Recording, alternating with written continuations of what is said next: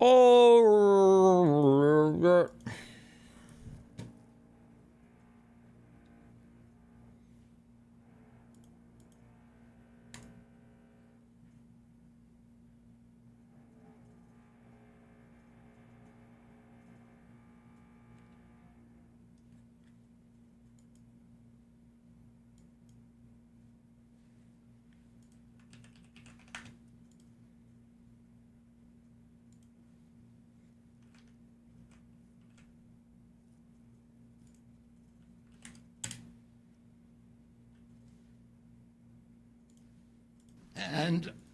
And these are a broad category, the ones that Marty mentioned, like ADHD, the neurological disorders, ADD, ADHD, speech delay, language delay, tics, Tourette syndrome, narcolepsy, ASD, and autism.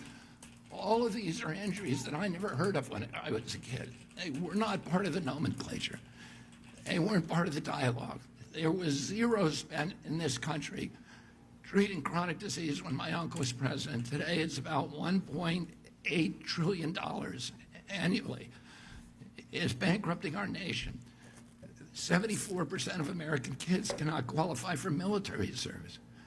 So how are we going to maintain our global leadership with such a sick population? We have all these autoimmune diseases, these exotic diseases. And again, I never heard of juvenile diabetes, rheumatoid arthritis, lupus, Crohn's disease. I never. Type 1 diabetes? Where did that come from? What's up, Food guys? dye? Today we are joined by the Democrats' secret weapon. He's an Afghan war veteran and the former Secretary of Transportation. He's also one of the first gay men to run for president. And today he's here to explain how he kept the planes in the sky, how billionaires legally dodge taxes, why Trump's new tariffs could be hurting America, what he ate in Afghanistan that made him gay, and most importantly, why every Republican National Convention Grindr is on fire. Give it up for Pete Buttigieg. You started a conversation when you sat down on the couch. You said that Lachlan should have died, which is not the first thing we often hear from a future president. You said Lachlan should have died in White Lotus. Talk to us. Like, this is a big time. Yeah, I hate to say it. I love him. He's a good kid, right? Yeah. But just from a narrative perspective, right? And having From like doing that to his brother. Yeah, and like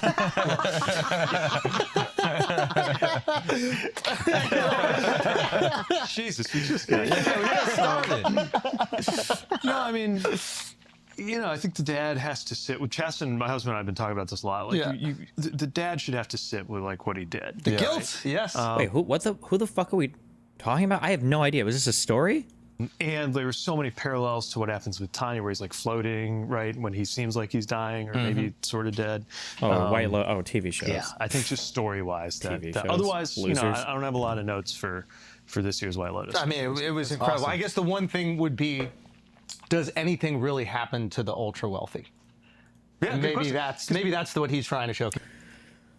Listen, I know that it's my class privilege speaking, because now that I'm part of the wealthy elites, I just don't like to see criticism of it. But like, is White Lotus a good show? Or I feel like I've consumed so much media over the past 15 years that's like some allegory or whatever for capitalism bad and wealthy people bad, and it's like, oh my god, and the story's like, oh my god, the wealthy will do anything to destroy poor people's life, and it's like, is this actually a good show? It has nothing to do with that. Oh, okay, never mind. Maybe that's just what we're talking about them. Which is kind of what always They happens always in that get away show. with it. Yeah, that's true. Yeah, even the kid. Even the kid. Yeah. Hell yeah. Because by the time they're on the boat, it's like none of that even happened, right? Yeah. And then the poor security guards that are guarding the guy, they die. Yeah. Like, no one talks about them. No, I kind of felt them. it. I didn't like when they were Like those guys bullying were Gato. assholes. They were mean to what's his name? Gato. Yeah. Fuck Yeah. him. Yeah. I'm okay with that. That's a good point. They were bullies, dude. You really fell in love with that. Yeah, dude. He had such a pure heart. Don't bully this guy. Yeah, that's true. And then the three women seem fine after witnessing a mass shooting. Like they're just laughing. Right?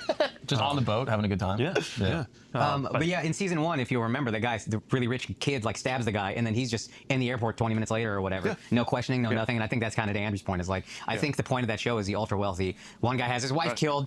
Nothing seems to happen. They just kind of get away with it. Right. But there is social mobility because Belinda joins the club. Yeah. Right? She And the becomes, second she joins the club, what happens to her? She seems fine. She becomes the She woman that left she's always behind. hated. Yeah. She leaves out She porn use the site. same language. I think she's so. like the same I have to words do that something Tanya for uses. myself. Yeah. Yeah. But like the whole show, I was worried about her. Like, Yeah. physically, not morally. Yeah. And then it turns out I thought that was a genius choice. Is you're worried about her well-being, and then she gets to $5 million, you're so happy, but then she also just kind of becomes gross right after. Yeah. You know what I mean? I thought that was a really good way to Money do it. corrupts, baby. Money corrupts. Speaking of, how do we corrupt you? No. What do we do? Like, I keep on hearing conversations about how we're going to tax people and make a lot of money. You know, I've been very fortunate. I've made a lot of money, and they're doing a really good job at it. So, how do we tax the people who really are making a lot of money, like the guys who like send their wives to space for fun? How do we make sure? Just so you, I hate this talking point. I don't care. Just so you know, even if you taxed them a fuck ton, most of the money doesn't come from the billionaire class. It's going to come from millionaires broadly and middle class. If you want to make a lot of money, you have to expand your tax base. You cannot lean on these 0.001% of figures and assume that they're somehow going to be able to fund the entire government. It will never happen. Taxes.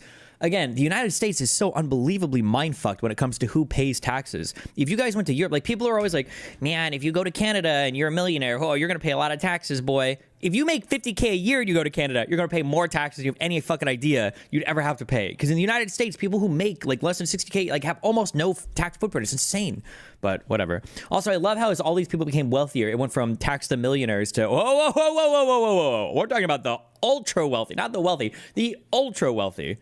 What did you think about that?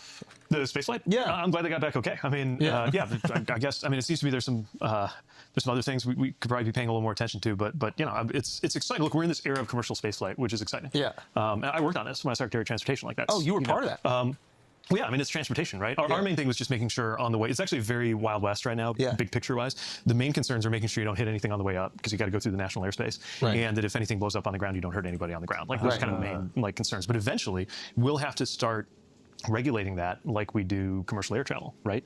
In order to make it, like, now I think there's a sense of fly at your own risk, right? Like, you understand if you're being blasted into space. Do you have to like ask permission when you're ready to go? Is there I'm guessing there's all kinds of, I haven't seen it, but I'm guessing there's all kinds of releases and paperwork. If only we could talk to the transportation secretary.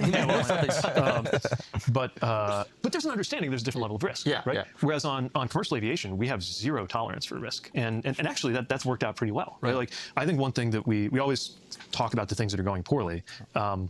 We pay attention to the bad thing before we notice the good thing. It does feel like that a little bit recently, that the planes aren't making it as much. Yeah, well, we can get into that. But we had 15 years with zero commercial airline fatal crashes. 15 years. Think about that. Like, just in the time I was secretary, we had about 4 billion people get on airplanes. Like, statistically, if you took your seat on an airplane and you were sitting there, buckle your seatbelt, eating your snack, you would be statistically more likely to randomly die of natural causes than to be involved in a fatal crash, right? Wow. And that didn't just randomly happen. They have years of technology, regulation, policy, like a lot of things go into that.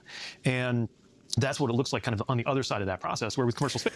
I love this messaging because nobody thinks about that. Like, nobody thinks like, boy, today was a good day because there were no commercial airline crashes. And then like when you fly and land, you're just like, oh, well, you know, airplanes just don't crash, right? That's actually not true. Believe it or not. It's actually, wait, is my stream title fucked up? Hold on. Last stream until travel through Sunday. Anything else tonight at 6 ET? Oh, because of the typo? It's actually not normal to be 35,000 feet in the air. It's actually a super abnormal thing. There's a lot of work that goes into going up there, staying up there, and then coming down without coming down too fast. Spaceflight, it's very new. It's understood that it's very risky, and I guess that's okay. But I don't want to lose the first thing you asked about, which is taxation, because I think, you know, a big thing, I think most Americans, definitely my party, but I think most Americans believe that if you're making $1 billion, good for you, but like, you should at least be paying an effective tax rate that's comparable, or I would argue more, than like a firefighter. And that's not true right now. Like, because nobody really makes $1 billion. Right, because it's all equity, and it's like, you're not getting a paycheck. Nobody makes income. Like, anybody that's generating that type of wealth is not making income. Right. So it's almost like, and this is not like a woo-hoo, like, oh, we got it so tough, but it's almost like the people who are, I think Miles used the term like not middle rich, like middle class, like they're the ones that are actually paying what they should pay. If they're adhering to the tax code, they're not, you know, hiring these tax attorneys that are going to, you know, attack it all willy-nilly.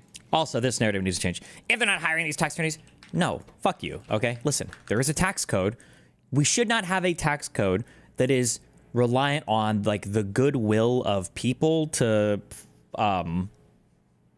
pay the most in taxes and not do anything to minimize their tax footprint. If there's something that you don't like about the tax code that people are able to take advantage of, then change it, okay? change it.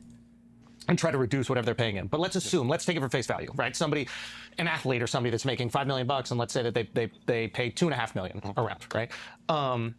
The concern I have really is potentially the corporations. And I'm not smart enough to even know about this stuff, but it seems to me, and I think tariffs plays into this, so I'd love to get your take on it. But like, it seems to me on the surface, and again, I'm giving a very emotional argument. You can give me tons of data, call me an idiot for even thinking this, but it's possible.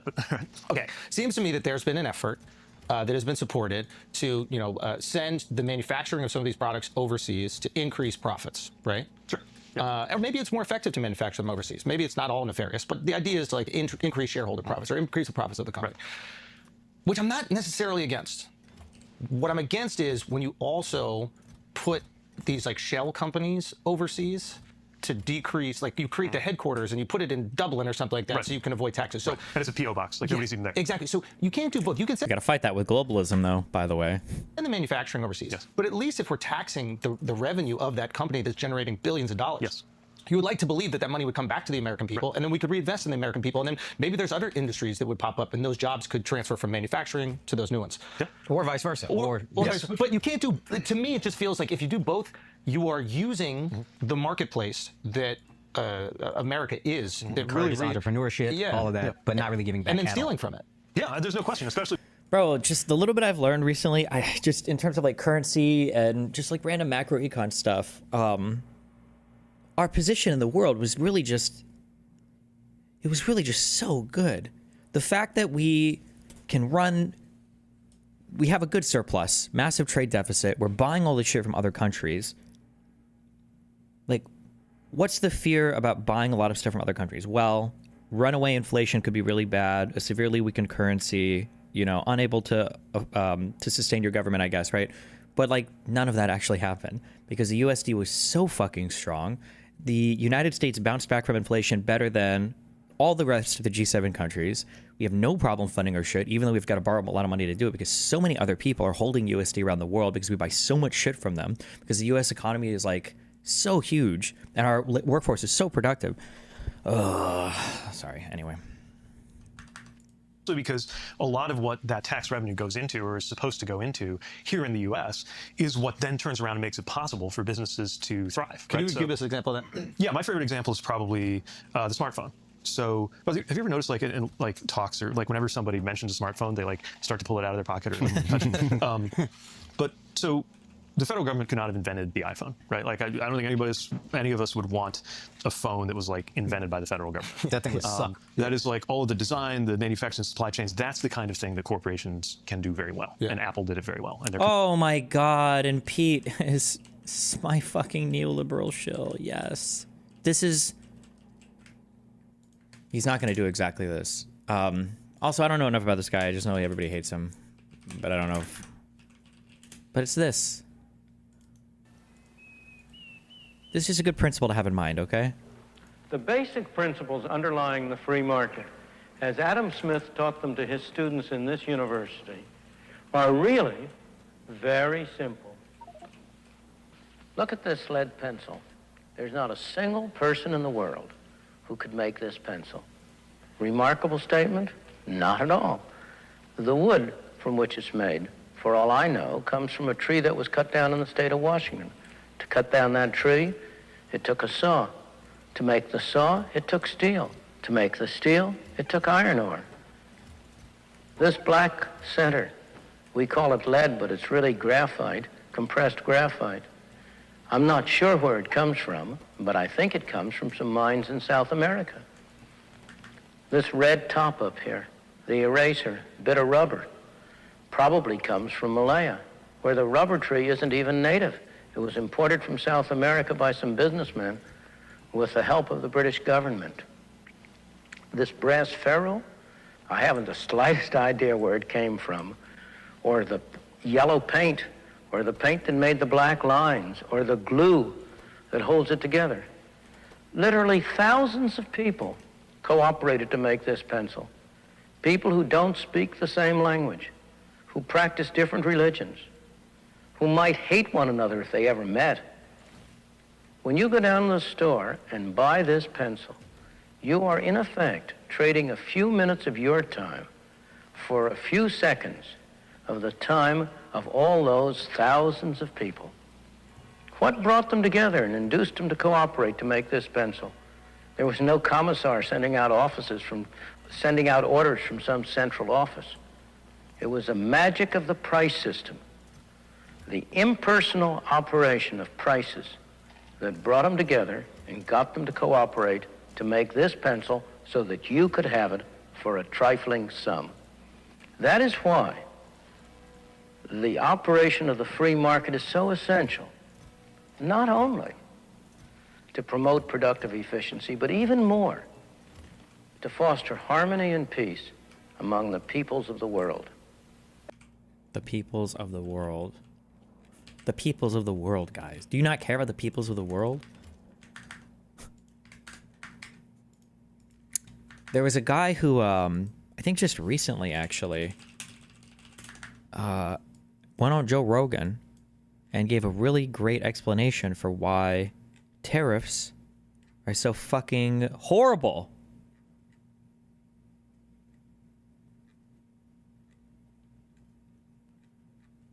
Fuck.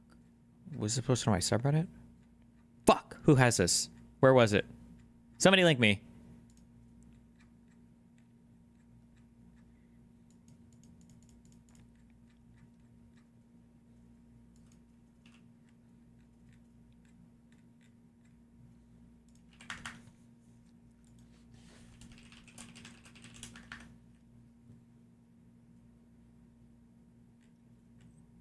Was it not recent? Was it recent? So it was Elon Musk. I don't know how old this video was though, but it was funny because Elon explained perfectly how fucking stupid it was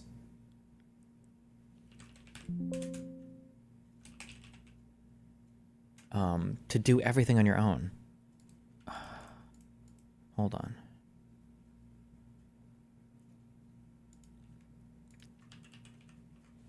Oh, this. Why is it, how old is this? Also, why is it subtitled in Chinese? God damn it. tariffs. I know that's very controversial. What are your thoughts on tariffs? I know that's very controversial to even people, economists.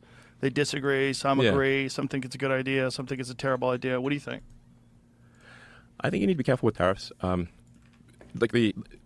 I deal a lot with like supply chain issues. You know, like the global automotive supply chain for Tesla, for example, is incredibly complex. So when there are sudden changes in tariffs, then you're like, well, we've got a factory like somewhere else that's making a part that goes into the car. Now suddenly, if that part's suddenly twice as expensive, it like messes everything up. You know, so you want to be have tariffs be predictable, so that companies can adjust their supply chain. I think companies are more than happy to increase manufacturing in America. It's just that you can't do it instantly. So if you put up giant tariffs immediately and don't give companies a chance to build factories in America, because you got to move atoms. Like you've got to build a building, you've got to install equipment, you've got to train people. Like that doesn't happen instantly. So you just you want to have for tariffs. You want to have a ramp so that companies can adjust and build the factories and train the people and get the equipment in place. Otherwise, you basically just shock the system and it breaks or bad things happen. So I'm against like sudden giant tariffs because it's an impossible response if you've got to move 1,000 tons of equipment. You know, if you just in some cases collectively millions of tons of equipment. You just can't do that overnight. It's literally impossible. So I think we want to be thoughtful about tariffs and give companies a ramp. I mean, I do generally agree that America should do more manufacturing. I'm a big manufacturing guy. I love manufacturing. So I've spent a lot of time in the factory. We've talked openly about the difficulties of manufacturing, how complicated it is, and about most people aren't really aware of something that's as complex as, like, say, building a Tesla. Yeah. Manufacturing is super hard and complicated.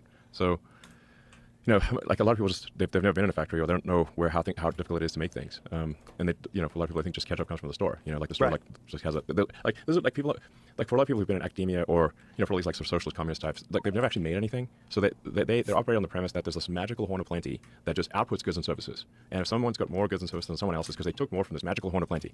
And I'm like, guys, there's no magical horn. That's Trump, plenty. by the way. There's no cornucopia. Good one. Actually, goods and services come from people working collectively, doing a lot of hard work to produce the goods and services that you like. And that you need. But we've become very accustomed to these things happening overseas. Yeah, if only academia could have figured out that tariffs were bad. We'll make a lot of stuff, but we could make more. We probably should make more. I think we should value manufacturing a lot more in the United States than we currently do. Well, it'd be very nice if we were completely self-sufficient. No. Like medicine, there's a bunch of different things that get manufactured overseas. It was a huge problem during COVID. But listen to this guy. Because all the shipping was shut down. Oh my God. Yeah, I mean, you want to say there's a lot of merit to the economics of comparative advantage.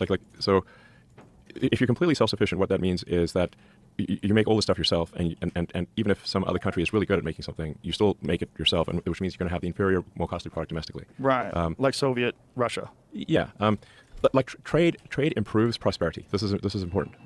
So you don't actually want to make everything yourself. Wait, really? And you can run this, like, you can think of this thought experiment on a sort of a micro scale or small scale, and then expand that and say, at what point does the thought experiment no longer prove to be valid? Now let's consider the case of you as an individual. Imagine you had to do everything yourself. You had to farm. You had to grow chickens. You had to do your own eggs. You've got to build your own house. You've got to do your own electrical repair, your own plumbing, everything yourself. Everything. Now that would be impossible. Okay, now let's expand it to, okay, there's 10 people. Now you're going to have some specialization of tasks. Okay, well, maybe one person can be really good at, construction, another person can be good at farming. And it's like, but it's still, 10 people is not enough. So like, let's go to 100 people. Now let's go to 100 million people. Now let's go to 1 billion people. And you still get the economics of specialization, like specialization of labor, where people become expert at particular things, still matters at 1 billion people, or at 8 billion people, which is Earth.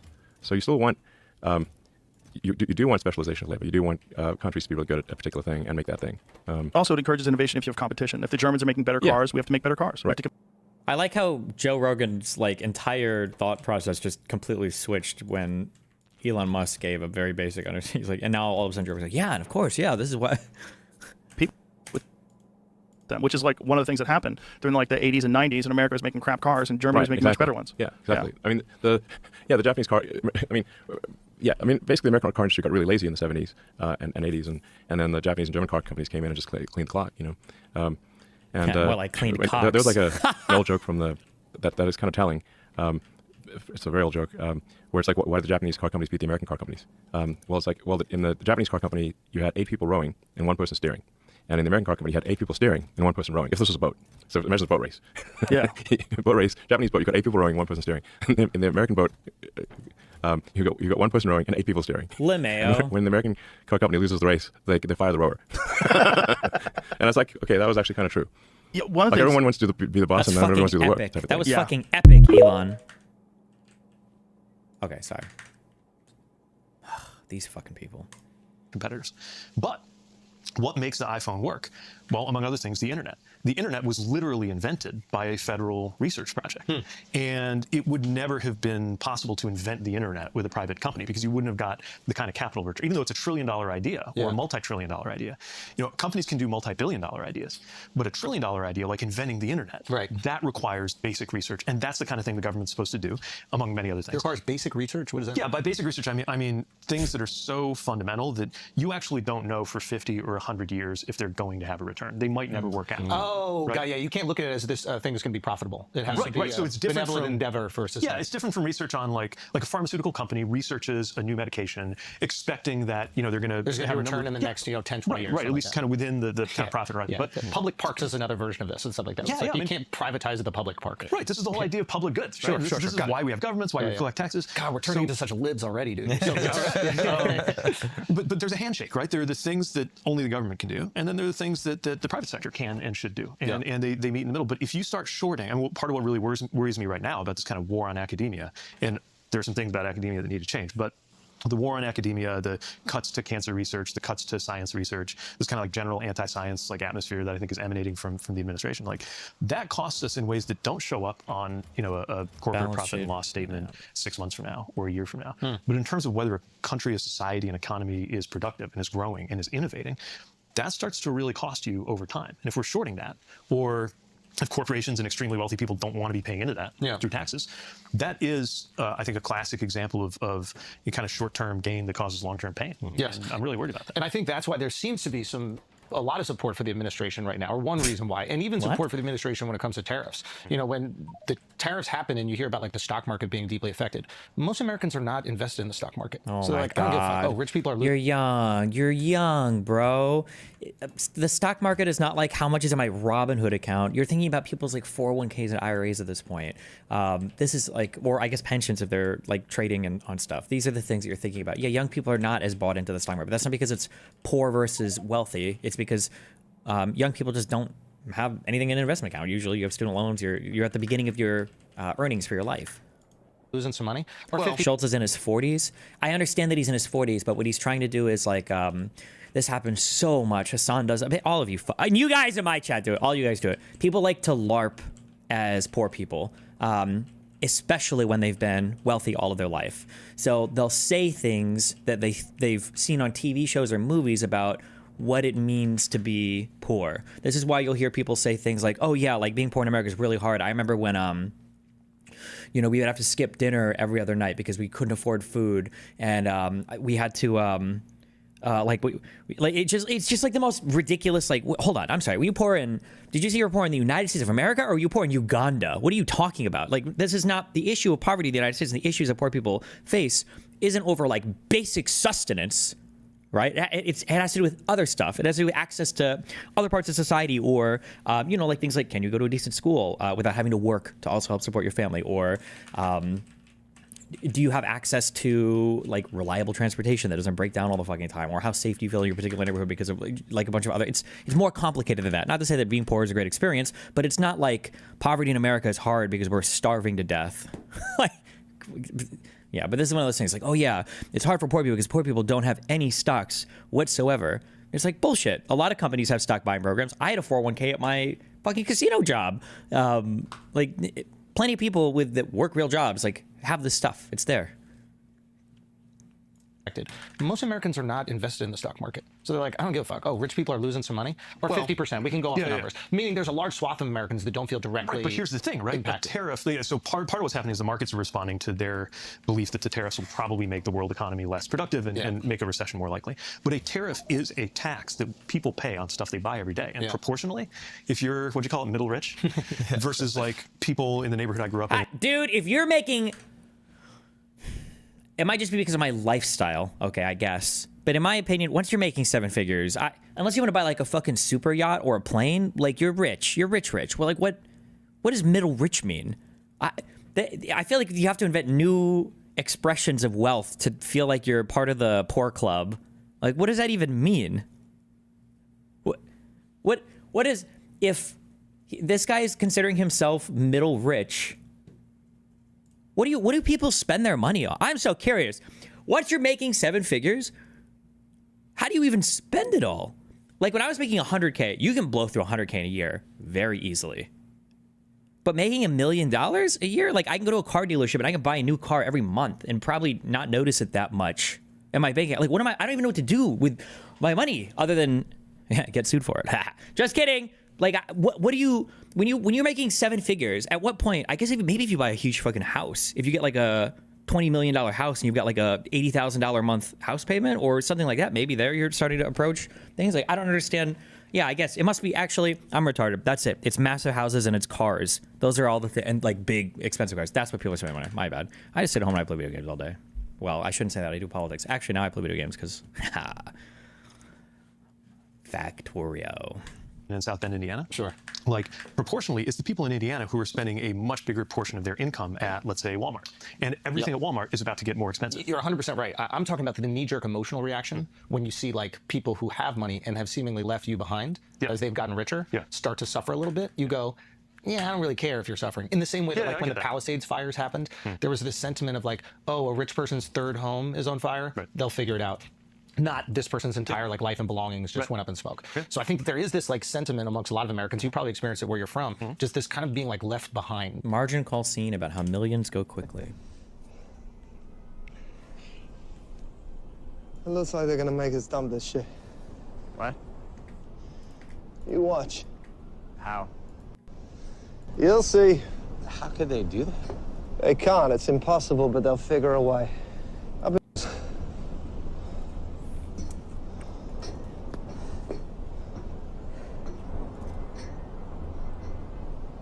Will, did you really make $2.5 million last year? Sure. How did you spend it all? Goes quite quickly. You know, you learn to spend what's in your pocket. $2.5 million goes quickly? All right, let's see. So the tax man takes half up front, so you're left with 1 1/4. My mortgage takes another 300 grand. I send 150 home for my parents, you know, keep them going. So what's that? 800? All right, 800. Spent 150 on a car, about 75 on restaurants, probably 50 on clothes. Damn! 50,000 on clothes a year? $75,000 on restaurants, he said? Damn, I need to get better hot chocolate. I put 400 away for a rainy day. That's smart. Yeah, as it turns out, because it looks like the storm's coming. Still got 125. Strippers. Yeah, well, I did spend $76,520 on hookers, booze, and dancers. But mainly hookers. 76.5? I was a little shocked initially, but then I realized I could claim most of it back as entertainment. Yeah. And I think this taxation of these corporations is a perfect example that really justifies that sentiment. It's like, why are you using the American marketplace and the support that we've given you and the lack of regulation? There's a reason why these companies don't sprout up in other countries, right? They sprout up here. Right. And it's not just because they happen to be these unique, smart individuals. It's because there is this marketplace that allows them to thrive here. You don't get to remove the headquarters so that you can not pay your fair share of taxes that's going to then support the next generation of people who do the same thing. But how do you tax them? What do you do? But look at what's about to happen, right? Like, as we speak, congressional Republicans are working on a budget framework that's going to cut corporate taxes. Like, that's one of the biggest things it's going to do. And even this president, you know, the least popular he ever was last time around was when they passed his tax cuts for corporations and the wealthy. So a lot of this is about, look, can I ask a question about that real quick? Yeah. Is there a world where, and I doubt that this is possible, but is there a world where if they do that, it will influence companies that have gone abroad with their headquarters to come back here? I think it's I'm not just trying to defend the No, Can we just have an intelligent conversation about what taxes should look like, right? Is there a tax rate that's too high? Abso-fucking-lutely there is, okay? It shouldn't be 100%. But is there a tax rate that's too low? You have to concede that there must be, right? Just have an honest conversation about what the tax policy should be. I get that argument. But honestly, there are ways to structure taxes so that they capture where the value and the wealth is actually created. Like, you can have a PO box in the Bahamas or Ireland or whatever.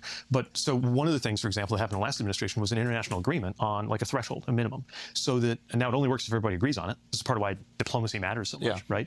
But no other country really wants to see too much of that happening either. So there's a way to create a floor that gets you a more level playing field. An international agreement for taxation of corporations. Yeah, so even if your account is in Switzerland, if you have $1 trillion in Switzerland or the Cayman or whatever, you're a trillionaire. You're going to get taxed as such. Exactly. So it reduces the incentive to offshore your books. Now, it kind of seems like you're making the argument for a tariff on Lesotho.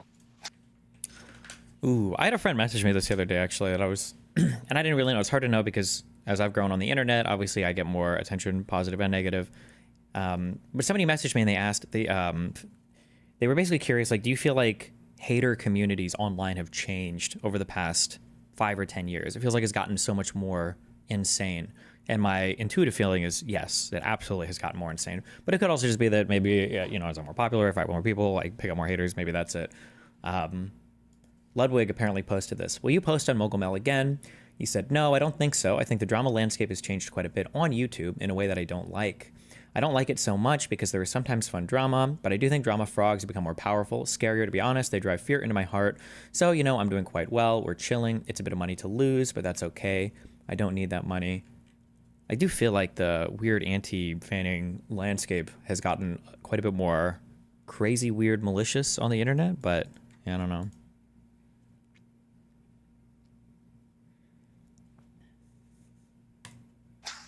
Right? Why? I don't know why they're beating up on Lesotho. No, I think the justification for that was so that someone can't go put a manufacturing factory on the plate. Tariffs have their place, right? I mean, we don't think about tariffs yet, but just on taxation. But again, what really worries me about tariffs is those don't amount to a tax on corporations. They amount to a tax on consumers. Without that, I mean, I push back. Sorry, I want to push back, and this is something Andrew brought up on a call that I completely agree with, and I'm an idiot. But I feel when people say these things, oh, the buck gets passed on to the consumer. That only happens because the corporations have exploited profits to the highest possible degree to keep their share price as high as possible. Things have gotten more expensive over the past 50 years every year. It's not just inflation. I think corporate greed is a big part of that.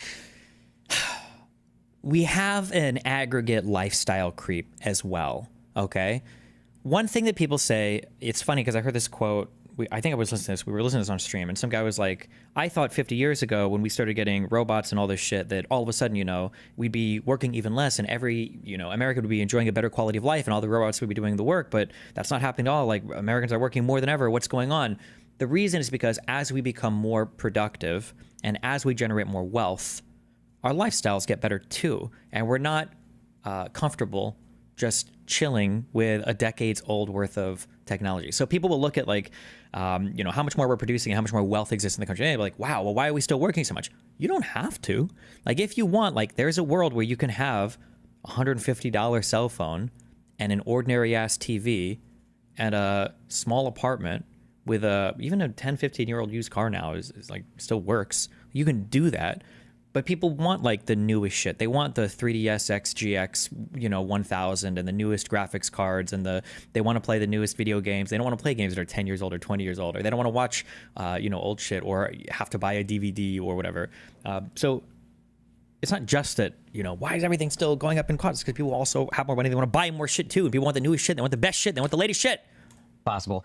Things have gotten more expensive over the past 50 years, every year. It's not just inflation. I think corporate greed is a big part of that. So why is it that now that there's a tariff, their profit has to stay the exact same, and nobody's looking at them as perpetrators of any kind of greed? And it's just, oh, the United States government is deciding, here's a measure to help middle America, and now we have to eat that. But how is making middle America pay more a measure to help middle America, right? I mean, well, I would, and I do think I get more frustrated with Democrats because I want very badly to be that. I definitely do not identify as. This is bullshit, and I hate this. Nobody actually thinks this way or does this way, where they're like, oh no, the reason why I relentlessly and endlessly shit on this side and never support them ever is just because I want them to do better. Bullshit. Like, there is a world where that is the case, but that looks like a Mehdi Hassan or a Sam Cedar, where at the end of the day, you know, when they do spend a lot of time shitting on the Democrats, you ask them, oh, well, which party do you think is better? Like, the Democrats, of course. Easy. That's not even close.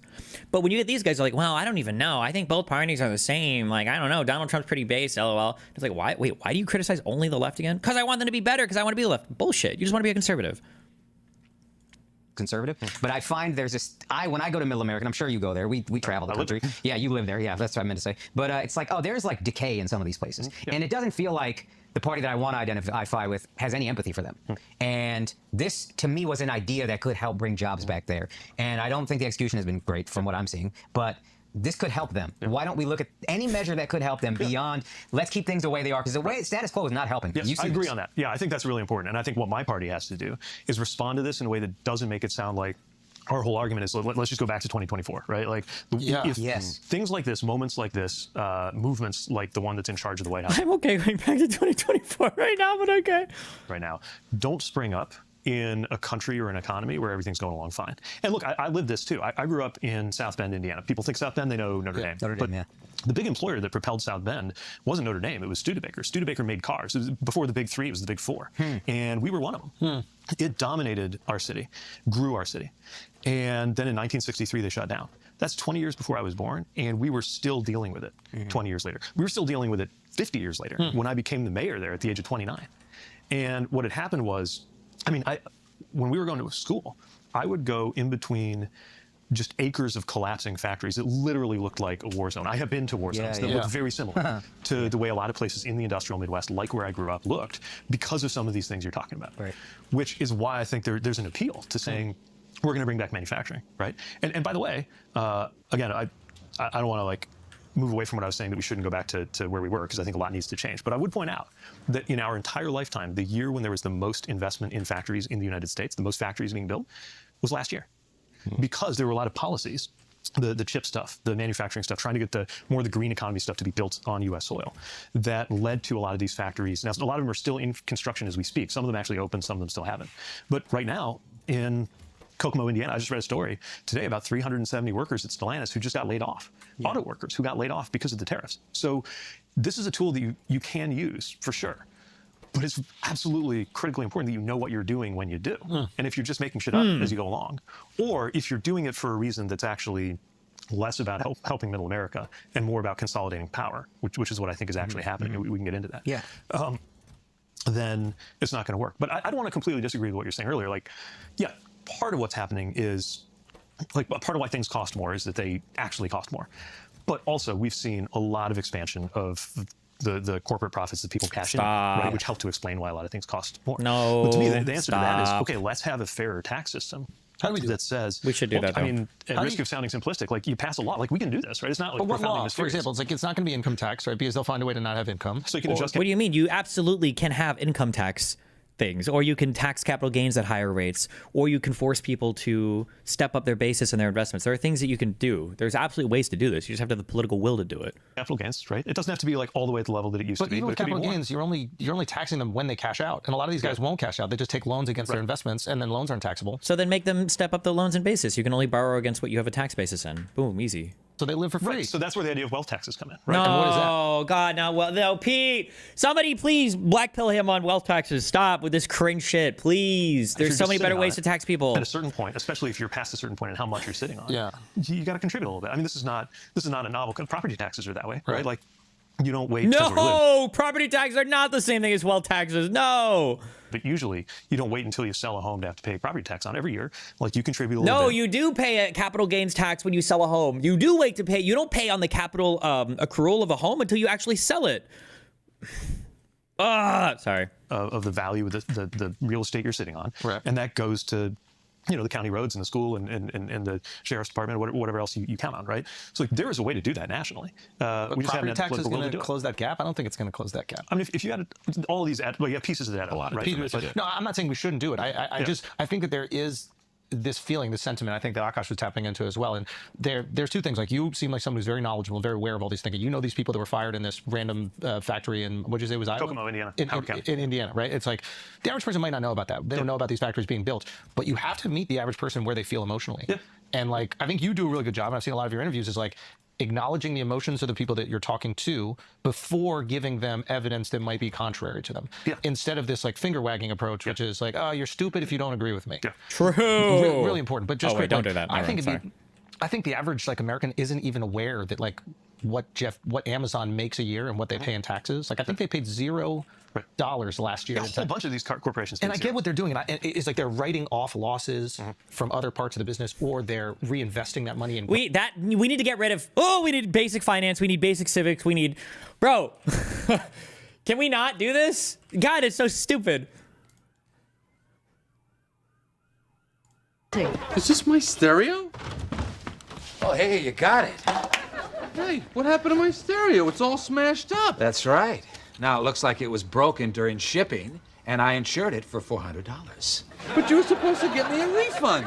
You can't get a refund. Your warranty expired 2 years ago. So we're gonna make the post office pay for my new stereo now?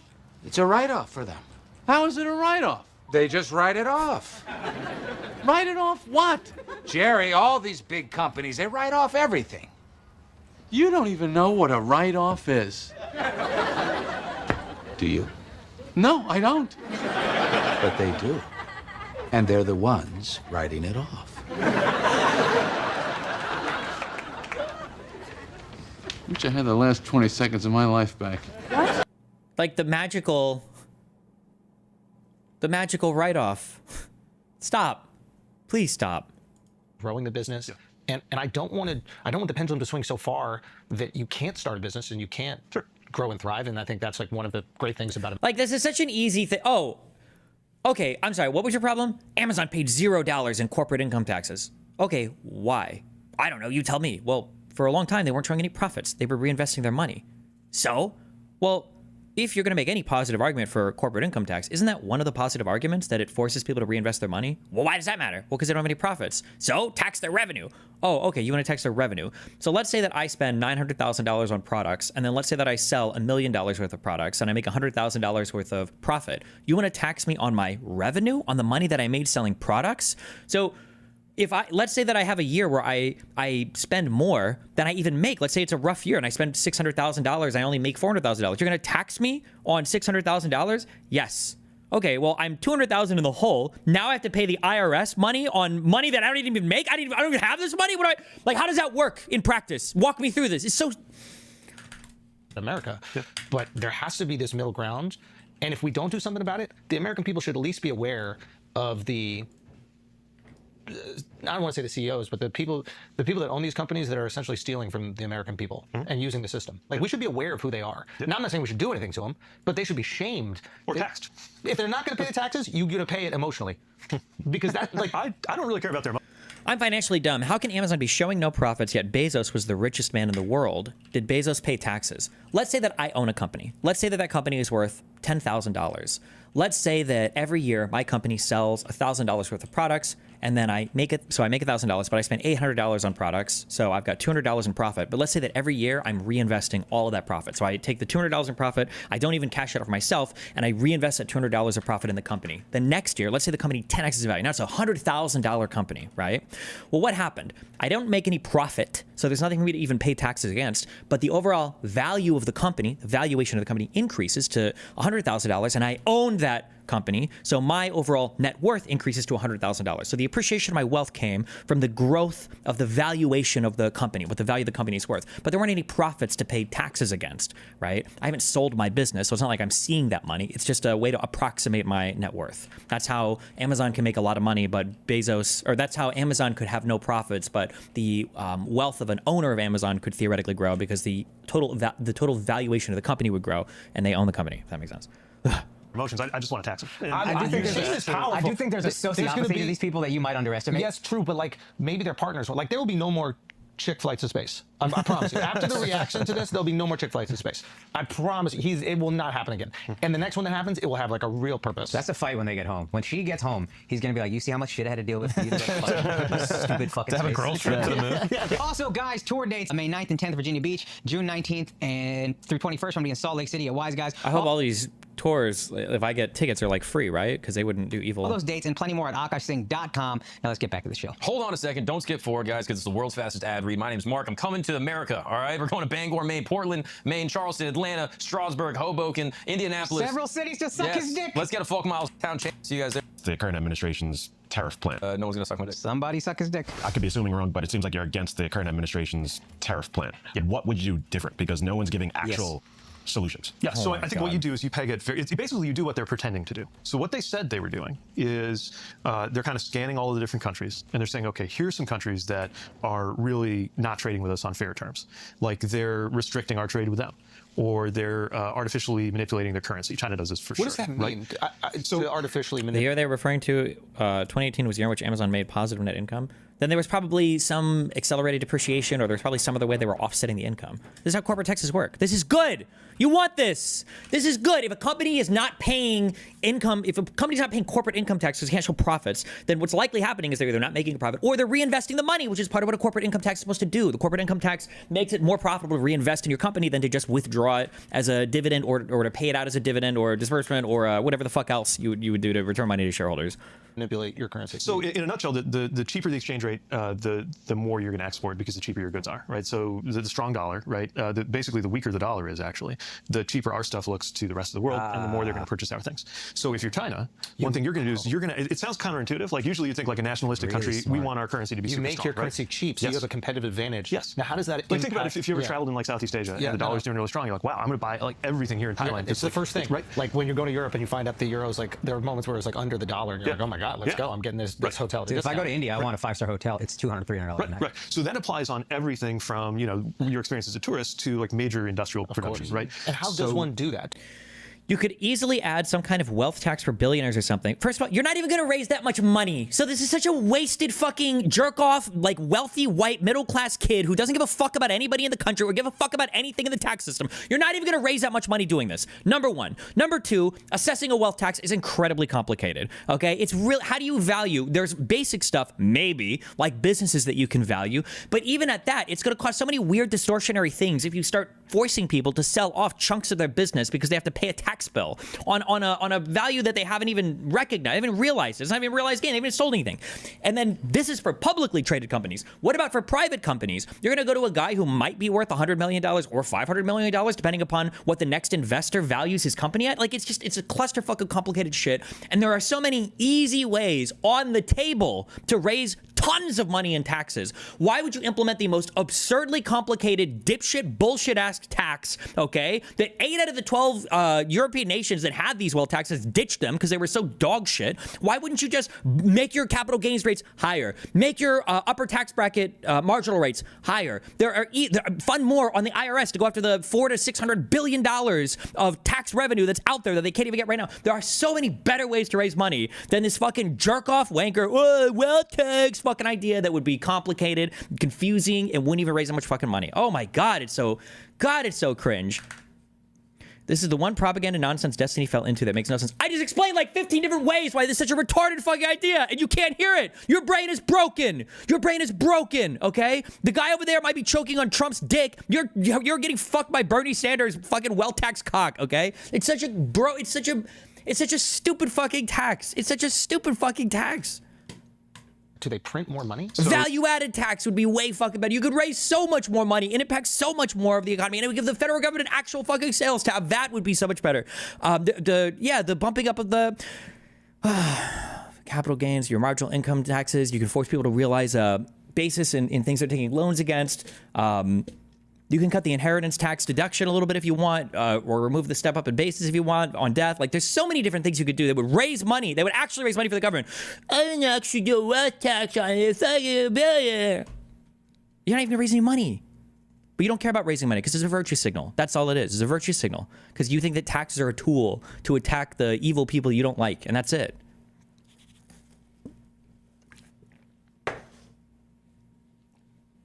You can print more money, you can buy and sell bonds, you can, some countries just officially set an exchange rate and then use their central bank to do, there's all kinds of ways to do it. But the point is, part of trading deals is you're supposed to promise not to do it. And so what I'm saying is, what you do is you look for a place where there's an unfair trading practice, and then you respond. And you say, okay, you either drop this trading practice, or we're gonna impose these restrictions on how you trade with us, which again, is exactly what they say they're doing.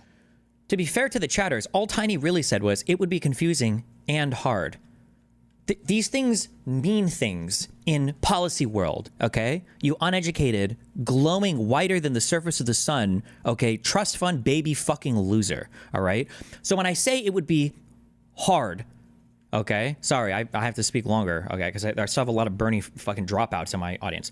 When I say a tax would be hard taxes are bad because it hurts compliance, because taxpayers don't know how to assess it properly. So it hurts compliance, so not everybody complies with it, which decreases the revenue. And it's harder to enforce, meaning you have to pay more for the IRS, and the more money that you're putting into there isn't necessarily getting you a bunch of money out, because it's not like they have easy cases. These are difficult cases, okay?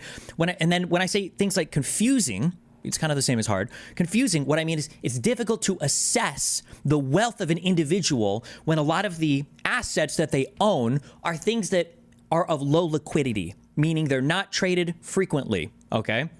For instance, let's say that, hypothetically made $3 million last year, okay? I am the sole owner of Destiny.gg LLC. That is true. What the fuck do you assess my business at? Are you going to wealth tax me because I have 100% ownership in my business? Because I do. Well, what are you gonna 7x profits or 7x revenues, or you could try to apply some other formula? Let's say that you decide that my business is worth $10 million. And, it might be, but is it? I can never sell my business for $10 million. There might be formulas that you could plug in to figure out what my business is worth. So are you going to assess a wealth tax against me because of what? I'm obviously the IRS would have come at me for it. I would be arguing all day, like, well, hold on, this is not an accurate valuation of my company. And then what's more, what if I get Dan, hey, Dan, the IRS is about to butt fuck me on my wealth taxes this year. I'm going to go ahead and sell you a 10% stake in my company for $100,000. Oh, well, okay. I sell 10% to him for $100K. My business is worth $1 million. I literally have an investor that bought a 10% stake in it for $100,000. That's $1 million valuation. End of story. Okay. What, the IRS is going to fight me on that? Are you going to go and vet every single investor to make sure that the shares that I'm selling are legitimately it's not a publicly traded company. You have no way of knowing this, right? This is the easiest problem to solve, by the way. That doesn't even get into less tangible and less liquid and more on like real world assets. Like, what about a house? What if you own a house in an area where there's not frequently houses bought or sold? How do you do the valuation of the house? Do you go by the county assessor? What the taxes are assessed at? Because taxes aren't assessed at your house at the value that you could actually buy or sell it for. Usually they're taxed quite a bit lower. So are you going to have federal assessors come in to try to assess the value of your house to apply a wealth tax towards it? What about for companies that are more fundamental value companies versus some that are more speculatively valued? For instance, if I go to Bezos, let's say Amazon is worth $500 billion, and I say, I want to assess a 1% wealth tax towards Bezos, and he has to dump 1% of his shares or whatever to pay it. Okay, fine, who cares? It probably doesn't affect it because Amazon is a real company that does real things. It provides real services. You've got AWS, you've got transportation, you've got warehouses, you've got assets on the books. Fundamental analysis of that company shows it's a real company. What if I go to Elon Musk and I say, you need to pay 1% and you're for a wealth tax for Tesla? Tesla is way more speculatively based. Your price per share, earnings, EPS, whatever bullshit is much, much, much higher. That ratio is way higher. It earns, or the value of a share is way higher compared to revenue. Well, let's say that Elon has to sell 1% of his stocks. The market, Tesla in particular here, is going to be way more volatile as a result of people having to offload shares on a company that is speculatively based. Is it even fair to say that the value of Tesla is comparable to the value of Amazon or some other company that have the exact same valuation when it comes to assessing a wealth tax? When the reality is Elon Musk, let's say he has $300 billion of Tesla right now, he could probably sell that for $10 billion, because if he were to start offloading all of his shares, the stock in that company is going to fucking tank. If Bezos were to start offloading all of his shares, it would affect the stock price, but nowhere near as much as Tesla. What about when it comes to things like art pieces or instruments or things that you buy that are collectibles or whatever? How do you assess a wealth tax against that? Okay. There are a billion different reasons why wealth taxes are so hard to implement. There's a reason why not that many people have them. There's a reason why of all the people that do have them, most of them dumped them. They're just bad taxes. They're shitty taxes, okay? Fuck off. Okay. Jesus. But it is not what they're doing. And you can tell. They came up with this weird formula. It's actually the same thing that ChatGPT would suggest if you just ask ChatGPT, like, hey, like make up a table of how I should charge shares.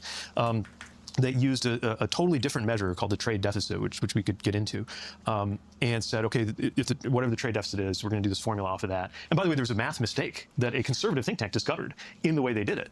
And they just randomly applied. There were islands that don't even have people. There are islands that are actually like US, UK. I heard that this is a little bit of a misnomer, though. I heard that there was a language, there was a little confusion with language, where they said reciprocal, but it was supposed to be proportional. Either way, it showed the sloppiness. Then how do you address the fact that taxes have been too low for many years? Do we just have to eat the loss in the form of government deficit and move on? No, you stop advocating for brain dead things like wealth taxes, and you man the fuck up and you say, hey, let's just increase the marginal rates. That's it. Look at how, watch this, okay? Look at how federal tax schedule rates, brackets, watch this, okay? Here's what we do. Here's what you do, okay? You would say, okay, 37%. Let's make that 40%, okay? 35%. Let's make that 38%, okay? 32%. We'll make it 34.5, okay? And maybe we can leave these bottom four alone. Boom! Just with that, okay? Huge revenue increase for the government. Look how easy that was. There's no loophole. There's no complicated way to escape that. No tax accountant is going to save you from that. Okay, easy. Go to your capital gains brackets and just bump both of them up higher. That's it. Easy. Okay? Boom. Right there. That's a fuck ton of extra money, okay? More money than you would raise with any bullshit ass wealth tax, okay? It is way easier, but people just... There's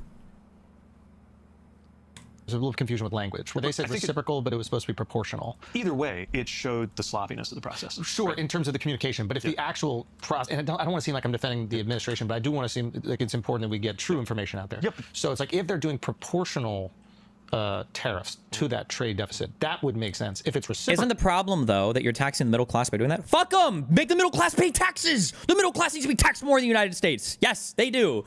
In the United States, it is insane how lopsided the tax burden is in this country. Make the wealthiest people pay more and expand your tax base to middle classes as well, okay? This insane thing where American fucking lefties or liberal or whatever, lefties or progressives, like, I want to have a European-style Scandinavian tax, blah, blah, blah. Did you know that in those countries, that the people that make 30, 40, 50,000 euros a year all pay like 30, 40% income tax? It's not like the United States where when you make 40,000 a year, you pay like 2% or negative 2% on average after your child tax credit and your EITC, okay? Yeah, you have to expand the tax base. That's how you make more money. But it shouldn't be that much of a problem because there should be things like a public option for health insurance. So you shouldn't have to pay fucking $3,000 out of pocket if you need an x-ray because you accidentally get a fucking dick cut in half for what, I don't even know where to go with that, okay?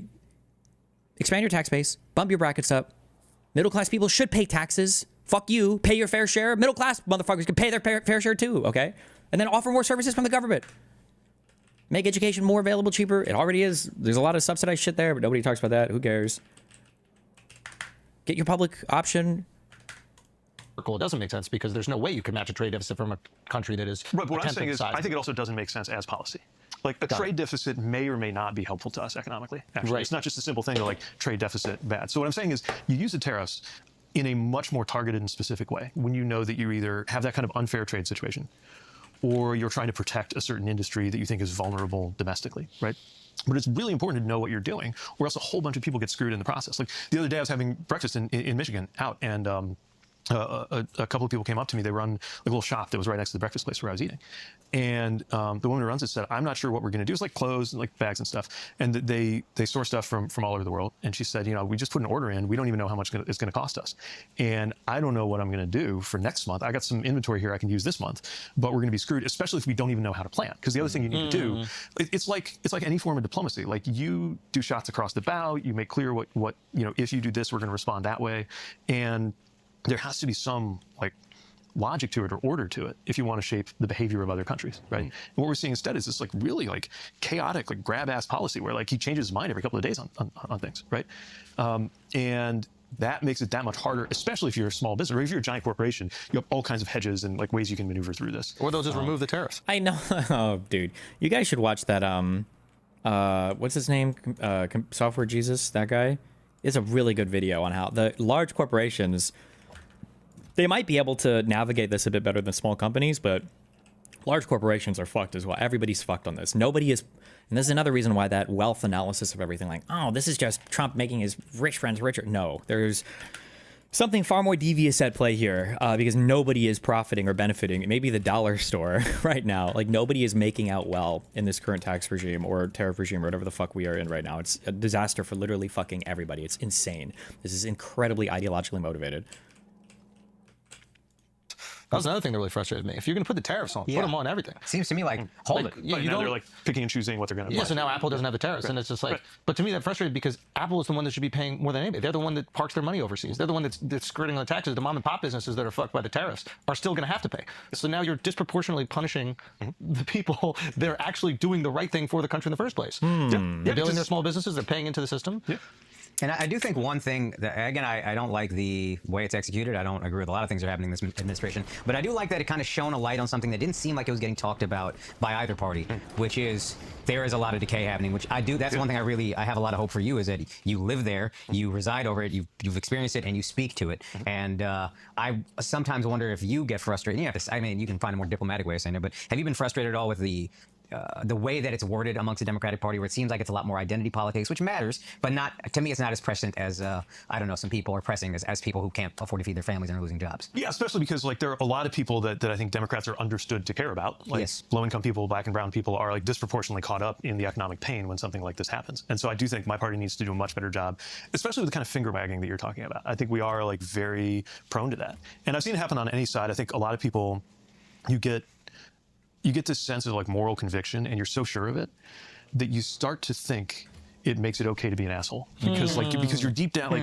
the thing, and this is like far right and far left movements through the ages, but I think it's definitely true of far right and far left in the U.S. right now. You just think like you can treat people however you want, you say whatever you want about them because like they're evil. They're evil, and if they win, all is lost. And their pain becomes intellectualized.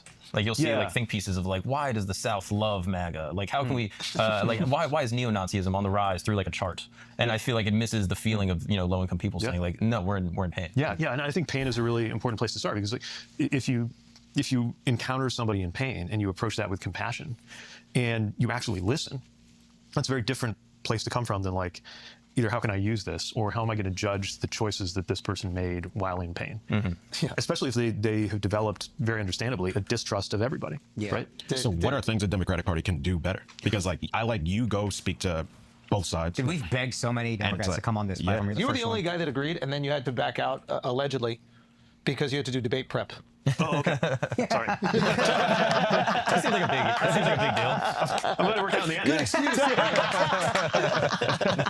We've been trying to. It was like Mark Cuban, who was obviously a surrogate for the party, and he came on. He was fantastic. But like everybody we asked, is they just wouldn't do it. Yeah, look, there's this even like going on. I don't want to get away from Alex's question. No, but I mean to your point, like part of it is like where do we go, right? To me, especially after we lose, our party or any party has this debate of like, what do we have to say and how do we say it? To me, there's actually three things we need to deal with. What do we have to say? I mean, like the policies, the ideas. If they're right, we should hold to it. If we're not so sure they're right, we should rethink them. So there's that. Then there's how do we say it? That's the tone, the message, the style, whether people feel like you're wagging a finger at them or not, whether people think you get the kind of pain they're going through or not, right? And And then the part nobody talks about is where we say it. And I think right now where we say it is kind of everything. Because there are so many spaces where people, like I'm sure you don't think yourselves as maybe a political show or a news show. Well, the reality is there's probably a lot of folks who like this is where they're getting their news because like they're not sitting watching CNN. I mean, I remember the moment when I was back in college that I realized I was getting more of my news from the Daily Show than I was from like news sources, right? And so I think it's really important for anyone practicing politics, and definitely my party after what just happened to it, to be saying, okay, where else do we need to be? And like, it's all well and good for me to keep going on Fox News, and I will, although they don't seem to be inviting me as much lately. But you know, a lot of he just called y'all pussy. I like that. Talk your shit, Pete. I'm just saying, like, we were really close to having a conversation about the whole like signal gate. Do you put the wrong dude on your classified? And what happened? Then they canceled it? Just didn't quite get around. Was to it debate prep? They were working on something. They were busy. But like, you know, a lot of people aren't watching left, right, or center. They're not watching like television. When you just said, these clowns have the same level of input as Miles or Maya. Whoa there, partner, pump the brakes. Cable news all the time, right? And I think my party has this illusion that we're the savvy ones about tech. And 15 years ago we were, right? Like we were onto things like Facebook and social media probably a little more than the right was, or we were there first.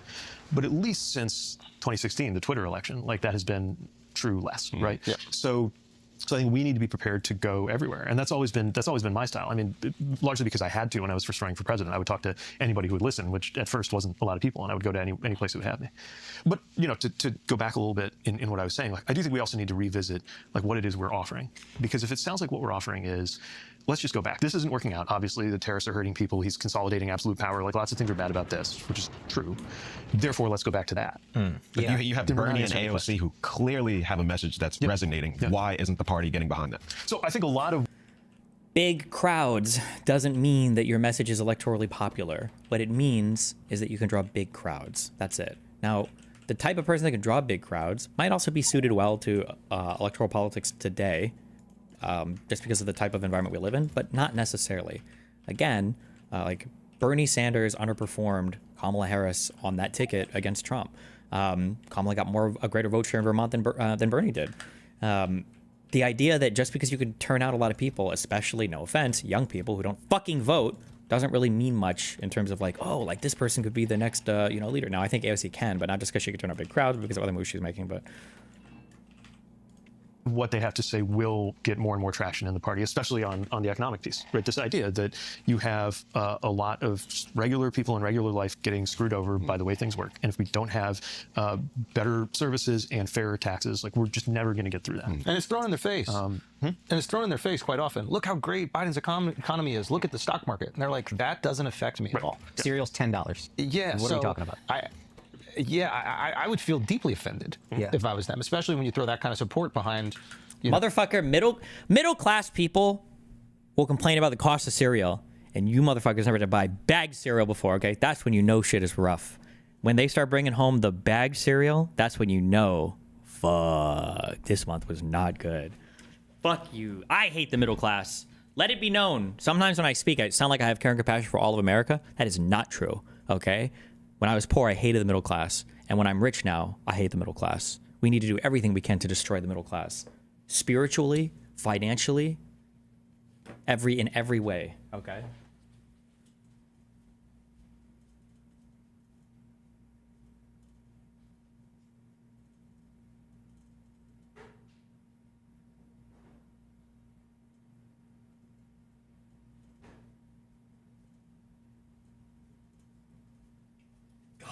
God, I hate the middle class. God, I hate them.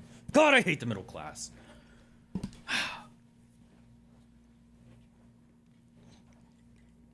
Unless they're subscribed to me. One specific party, and I think that's why you saw a lot of them start to migrate. So then what do you do? Like, how do you get working class people back? Well, first, I think we need to be more disciplined and louder about that economic message. So look, to be clear, we will be advancing policies that make sure you are economically better off. What does that mean? That means that you can, the one thing I think people do give us a lot of credit for is healthcare, but there's more to do on that, right? We're not going to let them like tear up Obamacare. We're going to make sure that there's a fairer tax code, like not just standing against the tax cuts for the rich that he's about to push through Congress, but actually having a tax code where there's not a benefit to a corporation, like moving billions of dollars overseas, where there's not a benefit to kind of hiding your worth. We're not better off basically with wealth. Can you mention that maybe it's too scary of a word. I think it's ideologically worth fighting over, though. You need to say the bad word, the G word, okay? And not the one I got kicked off my StarCraft 2 team for saying. You need the globalism word. Tax harmonization, okay? In music, harmony is when you've got like a melody and you've got harmony that plays underneath, okay? Harmonization is when you bring things into concordance with each other, so they're working with each other. Global tax harmony or harmonization is necessary to prevent capital flight when you increase your taxes, right? What does this mean? Let's say that so earlier I said we should bump up the capital gains brackets. We should bump up the marginal income brackets. One thing that we need to do is we need to abolish international tax havens where it is tax preferential to go and warehouse your fucking corporate offices in Ireland, okay, or in other countries and gain some type of tax benefit for it. That's bullshit. But the only way really that you can fight stuff like that is through like cooperative tax policies, like global minimum taxes and shit like that. And this requires, wait for it, globalism. You got to do it. Than work, which is where the tax code is right now. Yeah. We, I think, need to be much more clear about what we would provide in terms of services for people. Like we're the only country, I think maybe Papua New Guinea is the only other country in the world that doesn't do a policy for parental leave, like some level of like national guarantee that when you have a kid, Don't start this, bro. you will get leave. Don't start this, man. I got people trying to have kids working at this company right here. we cannot recover from this financially. It can be done, I promise. Because we did it when I was mayor. We did it locally for city employees, and we at our company we pay for anybody that wants to have their eggs frozen. It's great. We don't hire women though. But we will pay. There's always a loophole. There's always some type of loophole, dude. These middle rich. We need to tax them. No, the cost of eggs are too high, bro. I tease. See what you did. But yes, we should absolutely pay for it. Sorry, I'll just finish and I had another question based on. But I think there are also some things that we need to kind of rewire in the way government works to make it work better for people. And I live this. So for example, I'm watching them basically burn the federal government down, and obviously I've got problems with the way they're destroying, cancer research or making it harder for the FAA to keep airplanes safe. Like a lot of that is bad, but I will also admit that I have been furious and frustrated with the way things work in our federal government, and it's actually gotten to where it makes it harder to do things that I think progressives in particular care about. Building things, building housing, building roads and bridges, which I lived for 4 years, building clean energy projects, like stuff we should objectively definitely be doing. And we've gotten in our own way with these layers of process, layers of procedure, all of them introduced with good intentions, but which collectively have made it almost impossible or unaffordable to do anything. So you want less regulations? So we need they need to be smarter, and there needs to be less procedure. Still powerful regulations to keep people safe. So real quick, a department to make sure the government is efficient. I think that's like really a great. I think that's where you're going, and it's great. This is another example. Did you work on that in the private sector? Isn't that what? Yeah. What was that company that you work for? The consulting company, McKinsey. Yeah. And isn't that partially like what governments will hire a company like that to do Doge stuff, right? Yeah, I wouldn't call it. Again, you're a fucking Doge. You're such a Doge, dude. If Doge was actually about government efficiency, I'd be all for it. But it's not about that. No. What is it about? It's about power. Look, I'll give you an example. Yeah. Because you telling me people in government are concerned with power? I know. It's shocking. I know. Hot take. Truth bombs being dropped on flagrant. No, but look at it this way. When I was in government South, like as mayor, when I had my kind of small government that I was running, we took whole departments apart and put them back together. Can we please create a global currency? There already is a global currency. It's called the USD, baby. Weren't performing very well. And by the way, that was hard. Like one of the reasons I've always had a problem with this president is like he emerged kind of play acting, like firing people for fun, right? It was like his tagline, "You're fired." For me, at least, as like a young CEO basically of a city government, other than dealing with violence and death, the worst part of my job was firing people. Like I hated it, especially because like they weren't. It wasn't necessarily a bad person, but you had a person who was in a role that they didn't fit in, and their department wasn't doing as well as I thought it needed to do to serve presidents. I would have this very painful conversation where we'd sit down, I'd look them in the eye, and that sucked for obviously most of all for them. But anyway, we were not afraid to do that because you have to do that. Yeah. But look at what happened when they came in. right? If this is actually about government efficiency, then the problem you would be solving, which is a real problem, is that in the federal government, it is too hard to reward your top performers. So you could be somebody who could be commanding a multi-million-dollar salary in the private sector, working on something wildly important, but there's just no way that you're getting, you're in your particular pay grade, same as everybody else. And to remove your bottom performers. Like a lot of people who've been in and out of business and government will tell me, like when I was in the private sector and the public sector, actually, like the top 10% were pretty much the same, these amazing driven people. The government ones weren't compensated as well, but they were purpose driven. But the bottom 10% was completely different because I couldn't do anything about the bottom 10%. Right? So imagine if Doge had come in and they had gone through every department and said, okay, we're going to create a way to reward the top performers. And we're also going to analyze who's... Thin ship equals fast ship. Is there a way to see like the formula? Like how much does it matter how much your ship is expanded? Either whose job description is no longer needed or their job performance is not there.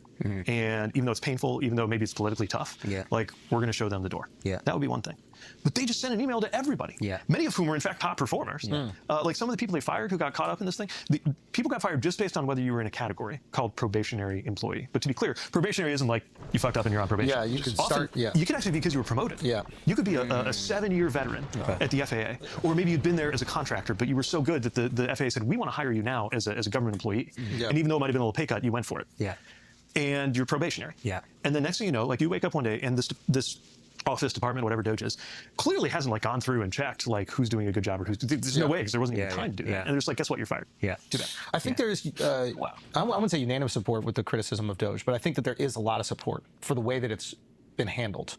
Though I would also say that the idea of an agency that is attacking bloat and excess spending of the government is a bipartisan supported issue as well. I think initially when when Elon first announces this, and I think it's Elon and Vivek, people are really supportive of it, I think, on both sides. They're like, yeah, let's cut some government spending. If you're actually doing it for real, and that's another part of the answer to your question of like what Democrats should be talking about, because I think we're the ones who believe, some say we believe it to a fault, like we believe it naively, but we're the ones who believe that the government has to, if you do it right, government has the power to make people better off. But if we're going to do that, let's actually do it. And part of that does mean like taking a hard look at everything we do. And I mean, I remember, again, most of my examples will come from transportation, right? But I remember something that went on with the FAA where they had to get some special waiver in order to allow a certain class of airplane to fly because there was a regulation that said there had to be a switch to turn off the no smoking light. And this was written back when sometimes you turned off the no smoking light. Now, obviously, there's just always a no smoking light because you can't smoke on airplanes. And there's this like scramble. That's the kind of stuff that we turn off the no smoke because there was a regulation that said there had to be a switch to turn off the no smoking light. And this was written back when sometimes you turned off the no smoking light. Now, obviously, there's just always a no smoking light because you can't. Okay, when you talk about cutting bullshit regulations that don't matter anymore, okay, look at what he just said. So he identified a regulation. There's some requirement to have a switch for this bullshit, right? But it's not just like, oh, we have this because it's wacky and crazy and stupid. It was like, there used to be a time when you had the no smoking light on and when you had the no smoking light off. That's when the regulation was around. We don't do that anymore because now there's no smoking on all flights. So therefore, this is a regulation that can be cut, right? We identify a regulation. We know where it came from originally. And because we know where it came from, because we know the circumstances don't apply anymore, now we can get rid of it. That's a good way to deregulate or to get rid of regulations that no longer apply and just hamper private industry or any industry. Smoke on airplanes, and there's this like scramble. That's the kind of stuff that we should absolutely be getting rid of. And there are like things that we do in government sometimes, or in the military, we call it a self-licking ice cream cone. Like there's definitely things that are there that is just like self-perpetuating processes that nobody would have come up with on their own, but they're still there. I think we should absolutely own that space because we have a good faith belief that government should serve people better and should work better. And we should be the ones who are making that happen. So on that, so this idea with Doge, it seems to me, and again, I only know like the most surface level version of it, is that the way that the government becomes more efficient is just firing a bunch of people. That seems just like saving money. I don't know if that's how it becomes more efficient. Good job for understanding the difference between those two things. The efficiency is getting rid of the bureaucracy that stops a plane from flying just because it doesn't have an on and off switch for a smoking light, right? But it's surgery because you don't want to get rid of the part of the bureaucracy that makes sure is good and protects people. Right? I 100%, because I think that there is altruism and benevolence in a lot of these policies. This is where the PISCO strategy maybe, or the Destiny strategy, whatever you call it, I think should come in. You need to start asking questions, I guess, just to get it out there. Do you think the current administration is making the good kind of cuts or the bad kind of cuts? Like, what do you think? Because now we've identified that there are good ways to cut and there are bad ways to cut. Well, what do you think the current admin is doing? Make that clear, I think. Illustrate that for the listeners. Policies, right? They're trying to protect they're all there for people. some reason or another. Yeah, and like maybe some is like I don't know, what have you experienced? Like you were, Secretary of Transportation, like when you're trying to rebuild some bridge or whatever like that, what was the biggest hiccup that you experienced that you're like, we got to just get this out of the way? There's no way we're going to be able to improve people's lives if this is here. What is an example of that? Well, so there's an entire process where to permit a federal project, you have to listen to you have to take in every comment from anybody who wants to weigh in, and then you have to respond to every comment, or a human has to kind of review all of that. Which, by the way, one thing I'm really worried about is if you have, let's say there's some regulation coming and an industry wants to stop it. Can they can just keep AI? commenting. Yeah, or can you use AI? Because it used to be like, well, you'd have to take the trouble to write a letter, or at least go to the trouble of like getting people to write form letters, right? Now you could write customized letters. So you use bureaucracy to fight bureaucracy. Well, you use bureaucracy just to stop something from happening. Yeah. Which is a real problem if that's a thing that needed to happen, especially because you also need to go through that process to remove a regulation or to replace or to modernize it. So there's this level of problem, and I encountered it all the time. I mean, right here in New York, right, there are so many major transportation projects going, and I'm proud to have worked on them. BQE, Hudson River Tunnel, and that's one of the biggest transportation projects in our time. Second Avenue Subway. That Second Avenue Subway we don't want. I'm tell you once, as a New Yorker, we don't want it. We never needed it. It's never been an issue. I remember when you guys started building, we're like, who the fuck is this for? Nobody on the Upper East Side, from where it goes to where it ends, uses the subway. That's all old ladies. They take Uber, taxis. Nobody. There hasn't been a dumb. I'm sorry if this is your idea, but it's so fucking stupid. There's never been a dumber idea for a subway. There are so many other places we could put subways. We could add some more trains, but Second Avenue specifically, there's a train on Lex. But here's the crazy thing. You walk 2 more blocks, you get a train. I don't know my New York geography as well as you do, but the really crazy thing about the Second Avenue Subway is the tunnel's already there. It's been there for 50 years. Well, just because there's a tunnel, you don't need to put a subway. Like, I think how are the Jews going to get it? Yeah, we need to organize like this is the fancy's organization. This is why I don't come on these podcasts. Okay, go. Upper East Side. So I will always defend Second Avenue because there's like. Is Bernie's wealth tax needed for free healthcare? A wealth tax won't pay for anything. Wealth taxes just don't raise a lot of money. Okay, that's why you should hate them. There are other reasons to hate them, but they're not good revenue generators. Okay, so no. This is a neighborhood that like deserves good transit the way everybody else has good transit. Yeah, but it doesn't go all the way up to what is it? Past 125th. To where? Nobody needs to go up to 125th and Second Avenue. He doesn't ride the subway. I'm telling you, you don't need. I'm telling you, we don't use it. It's also in the charter. Yeah, I know. I used to live up there. Okay, would you use it if it was there? I did. I went to school on the Upper East Side my entire life. You didn't live. You didn't live. I did live on the Upper East Side, but I didn't live on the Upper East Side. I was on the subway. Wasn't it Far Rock? Wasn't a boat or something? I used to work. I know that's crazy. I used to work in New York Presbyterian, and that walk. Wait, do you want to make the advanced thruster shit? If you have the advanced asteroid processing, you probably do, right? I think probably. Did suck walking from York Avenue to Lexington. Okay, so how are you gonna get there? I'm just saying. So how are you gonna get to that Second Avenue line? What are you talking about? It's First Avenue. We're talking about the subway right now. Yeah, but I'm talking about the walk that I would have to do every day going and to and from work to York to Lex sucked. It would have been great if a Second Avenue train was there. And that not third Now you gotta walk 2 less blocks. Yeah. Oh my God. Avenues are like spoiled. 3 blocks. Crosstown blocks are. Yeah, those are avenues. Avenues. Come on. Pushing the limits of my New York expertise. No, you got this. You got it down. And like to get to the airport, it's much simpler once we get to the We need a subway on Second Avenue. Never said one New Yorker. That's just not. I actually went near it. You went near it. I didn't go on it. I went near it. I went near it, and I was like, is anybody even there? I looked. I was like, is anybody here? Nobody did. I don't want to like. Is there a subway there beyond? I don't want to like challenge your expertise as somebody who once went near it. But I went near it. A lot of New Yorkers seem to really want this because I got a lot of calls and we worked hard on it. But the thing, that's bots. I will always. That's bots, bro. This guy hasn't been on a subway in 10 years. That's Chinese bots, bro. That's people from Jersey trying to drain our money. The 456 is the most crowded train. It's very crowded. So if you're on it, you're like, yo, if there's something to ease congestion relief, that'd be nice. Sounds like a great idea. There's safety in it being crowded. There's safety in it being crowded. You never had a homeless guy jerk off on you when it's crowded. Actually, that's what they try to do it. No, you're there's so much cover, and you can just Al, what's this? Put it on me. This is what we do for a living. Before we get too far away from it, you said that that's a New York City tariff. You said Doge.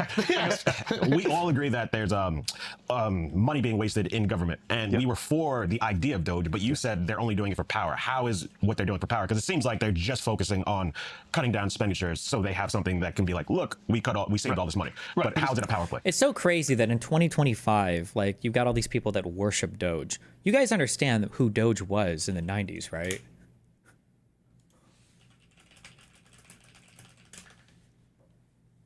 What you do at Initech is you take the specifications from the customers, and you bring them down to the software engineers. Yes, yes, that's right. Well, then I just have to ask, why couldn't the customers just take them directly to the software people, huh? Well, I'll tell you why. This is crazy. Because it makes everything, because they're not going through the regular, like any kind of process where you have to like check with Congress or evaluate which of the programs are actually doing something and which ones aren't, or which people are good at their jobs and which aren't. It means all that really matters is whether you're on the White House's good side. And so if you're on the White House's good side, it sends a message basically, be on our good side, we won't clip your program. That is one way of interpreting it, for sure. Yeah. And they're doing this with everything. The tariffs are like this. Of course. Like in the end, if your company or your country or your industry gets on his good side, then you get out. That has nothing to do with whether it's good economic policy or whether it's going to help, my neighbors in Michigan, but it is something that helps consolidate power, right? Law firms. He's sending this message like, if your law firm doesn't get on my good side, then you're going to be screwed because we're going to use, even though it's completely illegal, we're going to manipulate your access to security clearances or anything else because I don't like you. Isn't that what Biden did to Mayor Adams though when he was just trying to get some upgrades? No, I would argue the opposite is true. I would argue what happened was, and I know he was just sitting in here talking about this. He just wants some upgrades, dude. He wants to build a 24-hour strip club. Everybody wants upgrades. I get it. That's way better than a Second Avenue subway. If you want something Polish people can hang on. But what really happened is this is why they don't come off. A little different than Fox News, right? No, like, think about what it means if you get caught or accused of, like in his case, being mixed up with a foreign government and making policy decisions based on that. Being a politician. And but that can't be how low our expectations are. That's how we all look at. Hold on. But Pete, during your time as the Secretary of Transportation, right? Did nobody try to bribe you or anything? Like, there's my God. How'd you keep the planes in the air? What did you do? If I got an upgrade, and by the way, not because the Turkish government liked me, but like because I was a frequent flyer on United or whatever. Yeah. If I got an upgrade, I would have my security detail go to the gate agent and negotiate the downgrade, so I didn't have to deal with, not because there was a rule about it, but so I didn't have to deal with like a bunch of people on Twitter saying like, look at this asshole in first class. I'll take all your upgrades. You better than me, bro. If you're not global services, I'm that's not. crazy. Pete, come on. And don't get me wrong, I love You're the doing upgrade. downgrades and trying to build a Second Avenue subway. You're making horrible decisions, bro. People do not relate to this stuff right here, Pete. Who gets a downgrade on Delta or United? Because I don't want people asking. I'm regulating airlines. I shouldn't be like up there. Now I take the upgrade. I will take private sector. I love the upgrade. Yeah. Anyway, this is not about upgrades. This is about whether somebody who has been indicted for a crime can get out of it by getting on the good side of the. The whole point of this country is that no one person should have too much power. Like, to me, that's the whole point of it. The king was somebody who had too much power. Yep. And we said we're not going to do it that way. There were ferocious debates at the time of the founding over whether to even create a presidency, because Jefferson was worried that if we had a president, it would turn into a king. Yeah. And they kind of hit a compromise where we created the president, but we took all these measures in the Constitution to make sure that that presidency didn't become too powerful.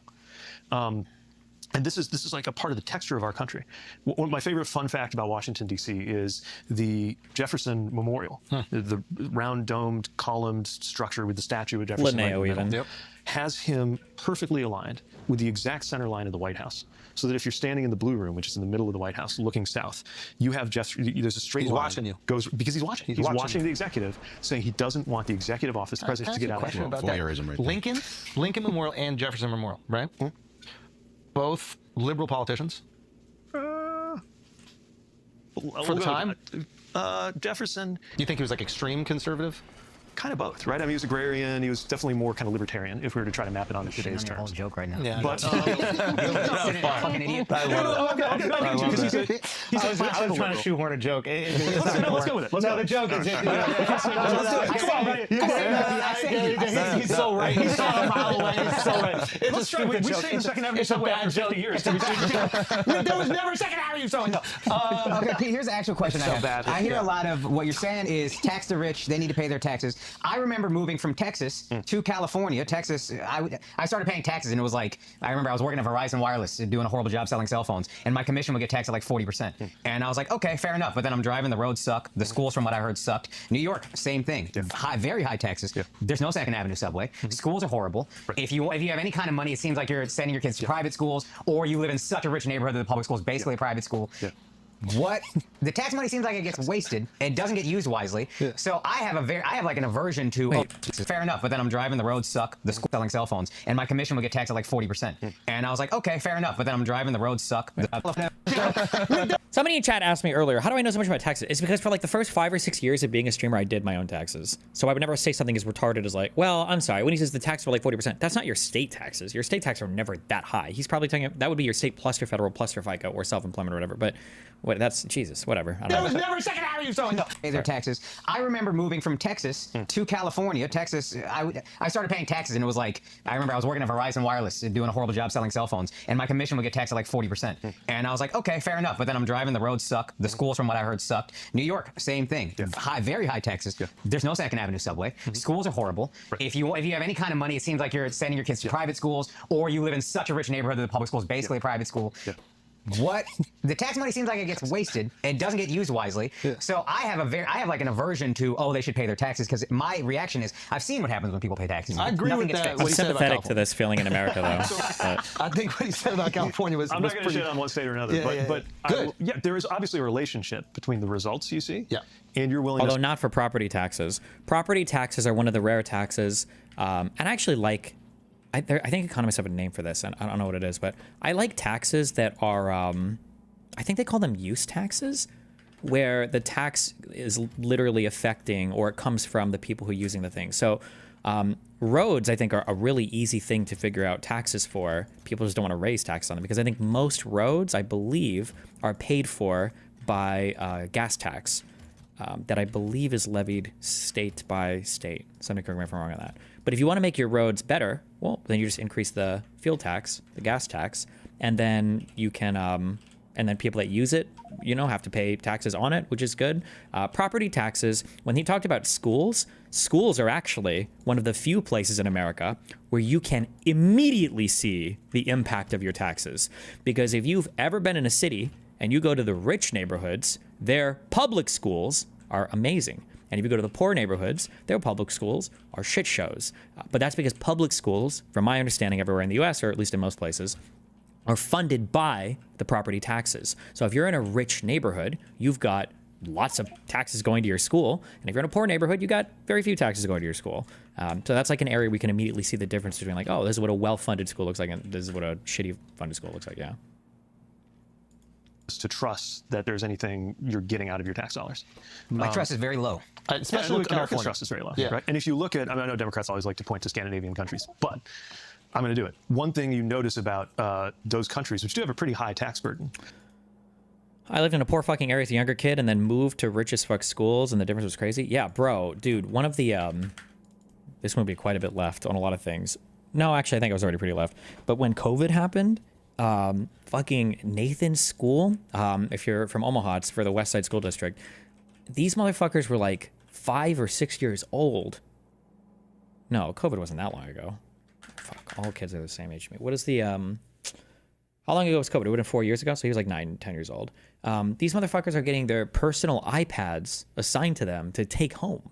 And I'm hearing like news stories about how in certain districts, they've got to like park vans outside of kids' home to provide Wi-Fi and shit. So some of these families could even have access to the internet. And then like, meanwhile, like in my kid's school district, they get take home like device. It's just the difference, the disparity is crazy. But that these kids, these like kindergartners almost, they're not kindergartners, like first, second, third grade, these people are getting, their own personal iPads assigned to them. Jesus. Reason there's also a higher sense among people that it's fair is that they get good results. They have good healthcare and good education. And that doesn't just happen because you put the money in. But if you put the money in and you do it right, then the public's going to be more trusting, right? That you're getting something out of those tax dollars. I think it's easy to do when like every girl's hot. Huh? This guy. No, like have you been to Scandinavia? It's like every girl's hot, right? So you're asking the wrong guy. So, the dudes are out there too. The dudes are good-looking guys. If you're into that look, I don't know if you're into that look. Ow, what's going on? They're so good-looking. They're like, I'll spend 75%. Listen, this is crazier take than building a fucking subway on 2nd Avenue. Who the hell's gonna use that, Akash Singh? Oh man. What I'm trying to say is, if you go to Denmark, you go to Sweden. Saying if you're good-looking, there's going to be a higher perception of tax. experience. spend a little bit more. You know what I mean? It's something to look at. Because you're just happy to be there. You're happy to be there. Have you talked to Scandinavians when they travel abroad and what they see? Can I get a real answer from this man? Where's some real fucking This is a real experience. This is a girls. lived experience. I'm asking. I got This is inefficiency. dudes too. They're tall. They're handsome. They're Not everybody looks at, like, it's so funny. There's always these like things like, oh, all these Swedish people look beautiful. Blah, blah. It's not. These are the people that you're seeing in the media. Okay, the average Swede is not a fucking supermodel. No offense, I love Swedish people. Okay, not the average like whatever person from whatever country is not a fucking supermodel. This is such a stupid impression that Americans have. Also, the idea that Scandinavians travel to other countries and are like, oh my god, I miss Scandinavia so much because all of my Sweden and Norway are amazingly perfect, beautiful fucking countries. Like, bro, in the winter, these people don't even have sunlight. Okay. Even in Stockholm, like at your winter solstice, there's like fucking 5 minutes of twilight a day, okay? Not that they hate their countries, but we jerk off these countries a little bit too much sometimes, all right? facial hair. They're Vikings. Where were we? I'm just saying. We were getting to a real point. Where were we? It was getting derailed like a Second Avenue subway.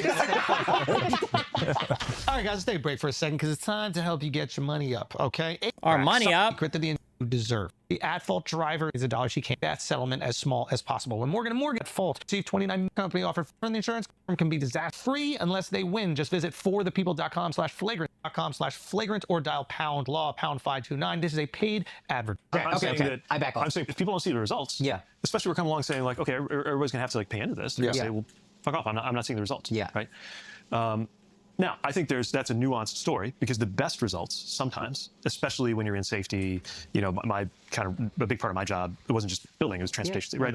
A big part of the results is what doesn't happen. Right. Good, bad things that don't happen. You don't notice your school being good, you just notice when it's bad. Yeah, and you don't notice your road being smooth, you just notice when there's a pothole in it, right? And you don't notice when an airplane doesn't crash, and you don't notice when you have clean, safe drinking water. By the way, that's okay, like that's the point. Like you shouldn't have to worry about whether your drinking water is clean. Yeah. Because if you did, you wouldn't be able to worry about whatever else matters to you. Mega truth bombs So being I dropped. don't think anybody can argue that the American taxpayer has gotten their money's worth.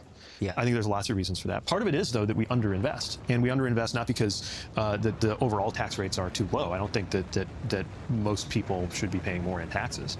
I do think certain people should be paying much more in taxes. Most people should and be. that's where we get to like the giant multi-billion-dollar corporation that figures out a way to do their books and pay zero, right?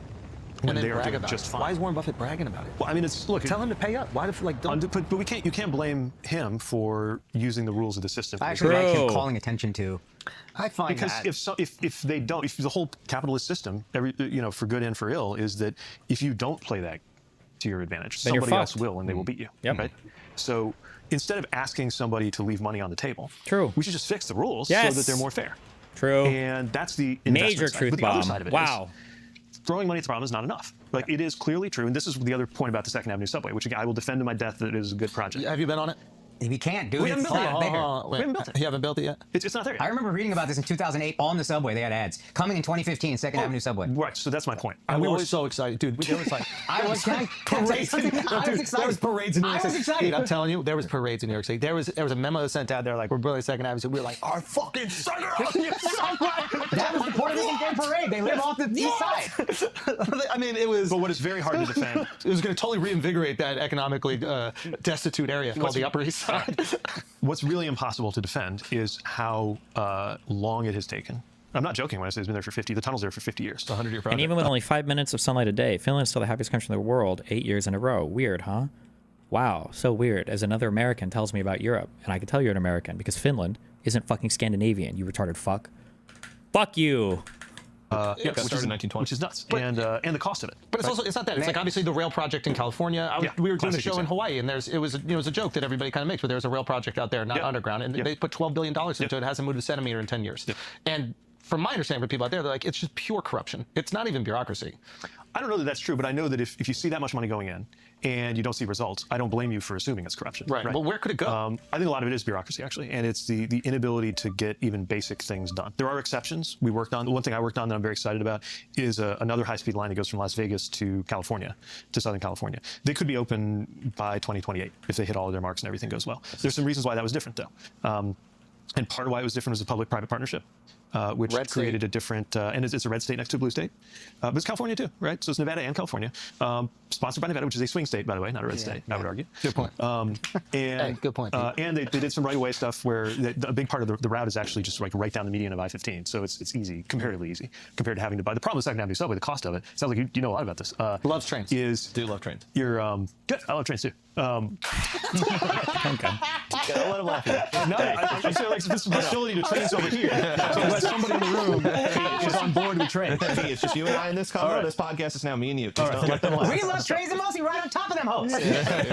So the reason it's costing so much here is to even like put in like a little power facility, let alone a station, you've got to buy real estate out in one of the most dense and expensive places, probably the most dense and expensive place in the Tunnel in entire the most world. expensive buildings in the world. It's incredibly complicated to even just do the signal work in the stations, right? Anyway, my point is, I agree that we have to have better results, better return on taxpayer money. But when it goes well, I mean, again, we're all living off of the value, even though the internet has proven to be a mixed bag. Yeah. Many people, including like these Doge guys, right, made all of their money off of something that was literally invented by the federal government, the internet. That's a great point, honestly. So it can work. I'm not here to say it always does work. Yeah. It can work, but you have to actually have people who care about it working versus just gathering their own power and making it all about We're not, by any means, and don't let me speak for you guys, like hardline, the government is horrible and everything about it is horrible at all. We live in New York City. Like, we understand the importance of like rules and regulations. You got someone living above you and below you, they're blasting music. After 10 o'clock, you're like, I would like the government to step in here and make a rule where they can't do that. It's nice. So like, I think we understand more than most Americans how important regulation can be to you living like a happy, fruitful life. So if you're living in a house somewhere in the middle of nowhere, your next neighbor's 3 miles away, I get why you're like, government, get the fuck out of my life. I get it. When you live on top of people and below people, you see the I think that's true. When you live in a city, when you live in a dense neighborhood, you're like more aware of the importance. 100%. Although I'd also argue wherever you live, right? Sure. You count on things from national defense to railroads. I'm not saying you don't, but I think that it's easier for them to ignore them. Yeah, it's as more in you your were face. saying. Yeah, exactly. Yeah, because you can't confuse yourself for not living. If you get on the subway, which I still can't tell if you ever have, you What, me? I don't know. I'm trying to infer. I grew up. I was born and raised on the subway. Okay, This is great. crazy. You're I born know. in I was born and raised. You're born on the subway train. Listen, I know. Okay, so when you're sitting on the subway, Name one stop. I'll tell you what it is. You can't miss the. Name one stop. I'll tell you what it is. 59th Street. Name any train. Name any train. I think you Name your favorite train. Sorry, I apologize. I'm off sugar from that. Name your favorite train. I'll tell you my favorite. No one's fucking counting. Guys, come on. We're saving America. Listen. When there's big projects like that nothing happens, it feels like when construction, where it's like the construction crew tells you, oh, we'll get this done in 3 that was months, frickin' and then epic. they take 3 years because they just want to squeeze it out. So it's like we have no faith in government getting shit done because we don't see a lot getting done. Less faith. I think. Less faith. Yeah, I think I and that faith has have been almost reduced. none. I'm going to be completely transparent. I have almost no faith anything will get done. And I think that is specifically positioned on liberals. I think that the Republicans have done a really good job of projecting that on Democrats. Like, you hear a lot of rhetoric, whether it's right or wrong, whether there's data to back it or not, who knows? But they've done a really good job of going, hey, look at California. Look how California looks. Look at these cities. They spent this much on homeless people, and there are even more of them that are homeless. Right? And look at San Francisco. Look what's happening. People moving out of the city, et cetera. And I think they've done a really good job of marketing the perceived failures of Democrats in these states. How do you, as a Democrat, change that perception while not gaslighting the people who live there that do feel like their cities have I don't want to say have become ruined, but have definitely like decreased the standard of living? Yeah, so I think first of all, you have to acknowledge why people are skeptical, and I do think that's. I mean, look, anybody who's been in a relationship knows that like if somebody's upset or pissed, like you don't start and say like you should feel better than you do. Actually, here's why you're wrong to be upset, right? Like we can't be caught doing that. We Is are it rightly easier proud doing of- that with a dude? No, it's the same. Really? Yeah. No. Fuck. This whole time I was like, man, at least you could be like, you're wrong, bro. And they'd be like, yeah, I was. No, I'm sorry. My side's got a lot to offer, but it's that part. That part's the same. There's no loopholes in relationships. Yeah. Damn. Okay, please continue. Where was I? So part of it's kind of that approach. Part of it is to demonstrate the things that are going well or that can be done well. So we talk about crime, right, in cities. And you would think if you watch like the Republicans that like every city is a like hellhole of crime. Now, if we respond and we're like, what crime? Then like obviously when you got like people getting pushed into the subway and you've got carjacking stuff, it's going to sound like we're just making shit up. If on the other hand we point to the fact that like Boston is at something like a 70-year low in the murder rate there. Or we point to the achievements in Denver under their mayor there about tackling some of the hardest problems in the world, like homelessness and housing. And having lived that as a mayor in a largely low-income community, like that is one of the hardest things that people working in government can ever try to solve, right? And there are people who are doing it well, and most of those people, in my experience, are Democrats. Now, they may not be like Washington Democrats or like federal, like congressional part of our party, but because I think the folks who are saying like government got this wrong, which might be true any number of times, what they're really saying is like the policies of this person in government got it wrong, but they don't have an answer. Their answer is burn it all down, right? If we haven't solved poverty, their answer is we're going to slash Medicaid, which is what the Republican budget moving through Congress right now will do, is slash Medicaid. Medicaid may not be perfect. In fact, I know for a fact, like many issues come up in the way it's administered, the way people have access to it. But I also know for a fact that if your answer to that is just to cut out a bunch of poor people, or VA, like any veteran can tell you, the horror stories of all the times things didn't go right in dealing with the VA. But if you think the answer... Get my unpopular takes. I don't care. People complain about healthcare and shit because you only ever see when it goes wrong. But when healthcare is working fine, nobody fucking says anything about it. The overall polling on the VA is actually positive, and nobody seems to actually be aware of that. Nobody knows that overall the VA polls positively. But I feel like it's like airlines. If you ask people like, how do you feel about airlines? It feels like most people don't give you anything good about an airline. Oh, I really like this airline. Nobody says that. But if you had a bad experience with an airline, everybody's got some shit to say about a bad airline. I don't know. The answer is to just cut it or privatize it. That's not an answer. Right. Like, we can do better than that. And I think my party's job is to make clear what that looks like and how we would do it better. Yeah, how would you do it? Well, I would follow the lead of some of these mayors we're talking about who are solving some of these problems in a more localized area. City governments that make systems work better in ways that complicated federal systems like Social Security or like VA. No, I mean, how would you get the messaging out? How would you help people realize good things are actually happening? We had Mayor Adams on, and we brought up the subway system and the perception that it's incredibly dangerous right now. And he was like, it's the safest it's been in X amount of years. He gave examples for, crimes being down. Now, there's other ways to like fudge these crime numbers. If you're not, what is the word where you actually punish people for the crime? If you're not prosecuting crimes, I guess you could say that these crimes didn't happen. So then all of a sudden it looks like crimes are down. So I think there are ways of fudging numbers. Yeah, I mean, usually those numbers are based on arrests more than prosecutions. But yeah, I hear you. He was giving me crime statistics, not arrest statistics. But sure. But still, he came and he gave me this data, or he gave us this data, and then we were kind of shocked. We were like, oh, I thought the subway was dangerous again. Well, there's that perception and reality thing. I mean, back again to aviation, right? So a lot of folks are nervous flyers, don't know if it's safe to fly. Meanwhile, like I said, there was this horrible crash in January, but America went 15 years without a fatal commercial airline crash. Meanwhile, like, the number of people who are going to die today in car crashes is basically the same as the number of people you can fit into a 737. And yet most of us... President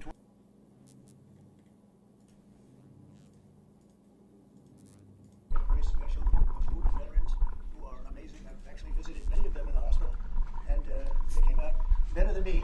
They came out looking good. I had that look. I would have been president 20 years ago. I wouldn't have worked so long.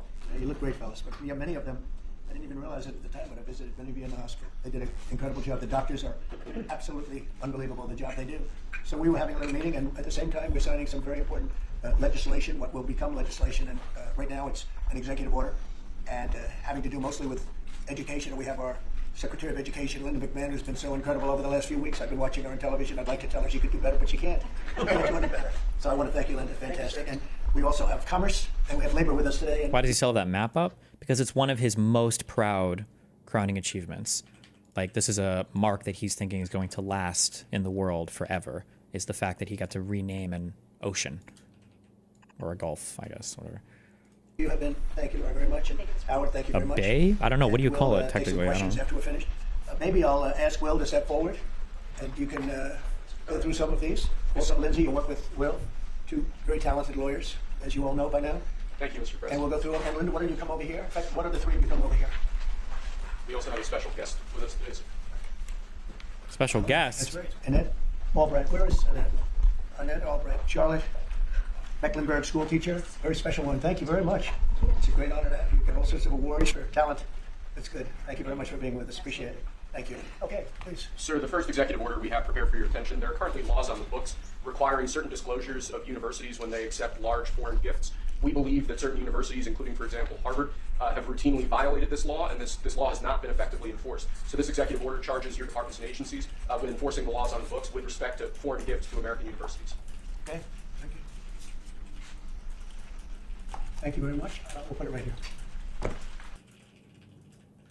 Next for you, sir, university accreditation is currently a process controlled by a number of third-party organizations. That's by statute, by law.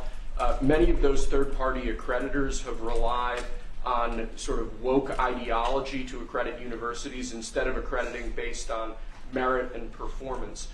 This executive order affects a number of changes to the university accreditation process, also applies to law schools and other sort of graduate programs. But the basic idea is to force accreditation to be focused on the merit and the actual results that these universities are providing, as opposed to how woke these universities have gotten. So we're setting up new accreditation pathways. We're charging the Department of Education pull accreditation really from schools now, or accreditation mess, and hopefully make it much better. Will we look into the past people that they've taken? For instance, I hear all about certain great schools, and then we read where they're going to teach people basic math that we could all do very easily, but they can't do. They're going to the top school, and they come out with a program of teaching basic math to somebody that got into a Harvard or a Princeton or a Yale. Is that part of this? When universities are not performing appropriately, whether that's in admissions or whether that's in their actual instructional activities, that's certainly something that accreditors... Notice that he's asking a question about his own executive order that he's signing. Does he have any fucking idea at all? Why is he signing this? But whatever. Should be considering that right now we believe they're not doing. Can other people please make a big deal about this in the media? Anybody? Hello? So they're allowing people into school they can't do Like he doesn't even know what the fuck this is about. He has no fucking idea. Like, are they letting? What are they? He could be signing the teacher-student rape executive order, and he have no fucking idea. Kids who worked really hard and #1 in their class at a high school, someplace in New Jersey or in Mississippi. They can't get into the best schools. What is that all about? Yeah, and I think that gets to your policy, sir, of meritocracy, that we should be looking at those who have real merit to get in. And we have to look harder at those universities that aren't enforcing that. Okay, thank you. And this pretty much does it, right? Yes, sir. Thank you.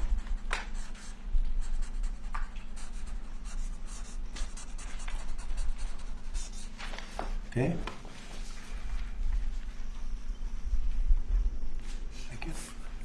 Sir, during your first administration, you made promoting historically black colleges and universities, HBCUs, a major priority.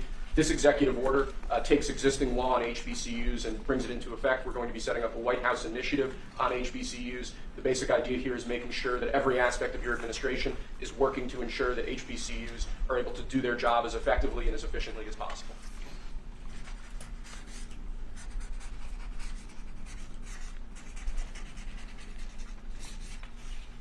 Thank you for telling me what the fuck I'm signing. What else? What else are we signing today?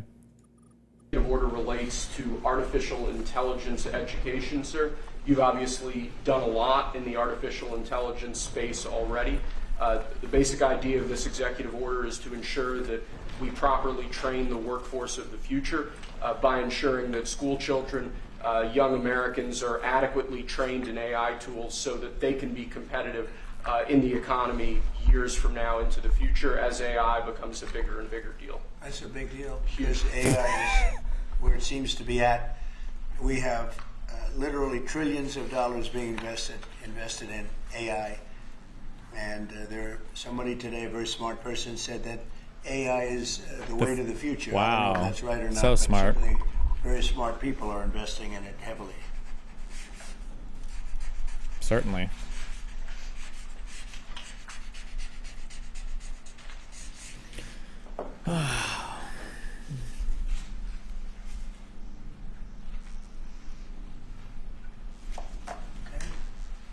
Next year, we have an executive order on workforce development.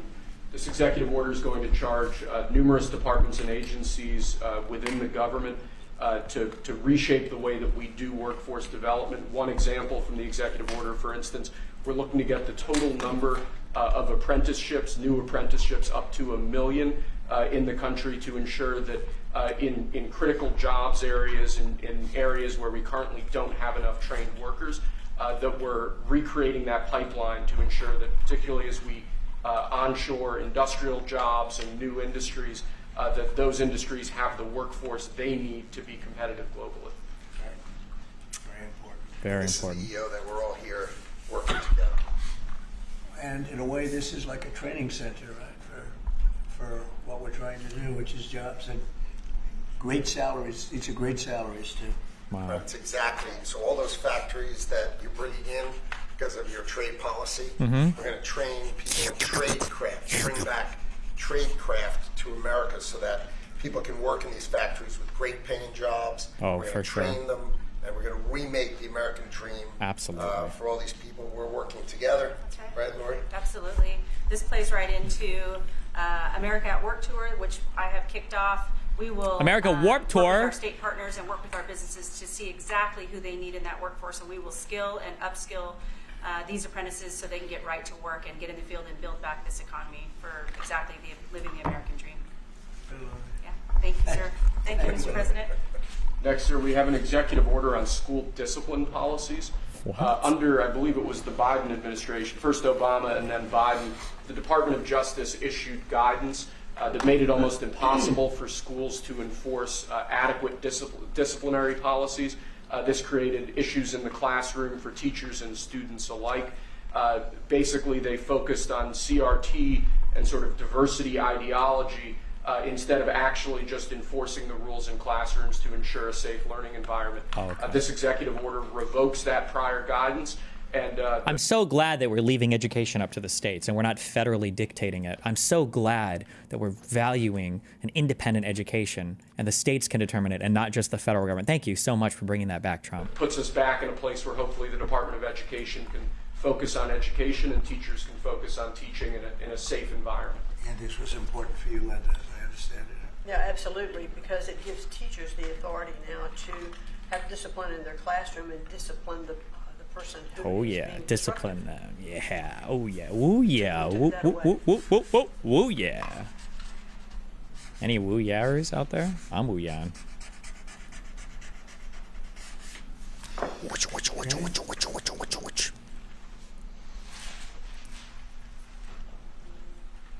Nice.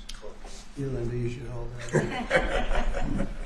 Lastly, sir, we have an executive order on disparate Funny joke, impact sir. theory. This is a theory that underlies a lot of the modern DEI and CRT-driven diversity culture.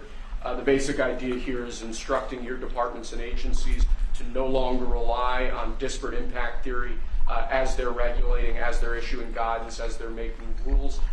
We want to focus on results. We want to focus on actual fairness. We want to focus on merit, not things like disparate impact theory and the whole sort of diversity, equity.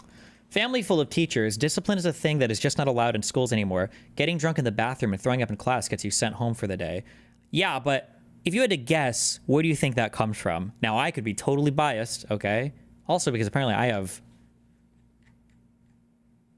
don't know where I stand on like disciplining kids. Some people in my chat, actually most of you, thought I was crazy when I said if my kid is in another kid's house, if those parents spank kids and my kid fucks around in that house and they spank him, that's on him. I'm not gonna get mad at those parents. Those are the rules in those houses. My kid wants to go to that house and that's the rule. Now he's 14 now. That'd be really fucking weird if anybody was spanking him. But like that's the rule in that house. I don't spank my kids or kid. I think it's spanking and hitting is weird, but if that's the rules over there and you break the rules knowing that, then that's on you, motherfucker. I feel like if there's a lack of discipline in schools, and again, reiterating, maybe it's different in other areas. I feel like that's not because teachers are woke or because too much CRT or whatever is permeated the classroom. It's because parents are spoiled fucking babies. And the thought that their perfect little angel could do anything wrong ever is just inconceivable to them, in my opinion. Equity and inclusion cult. It's getting out of that, huh? Yes, sir. After being in that jungle for a long time. The jungle.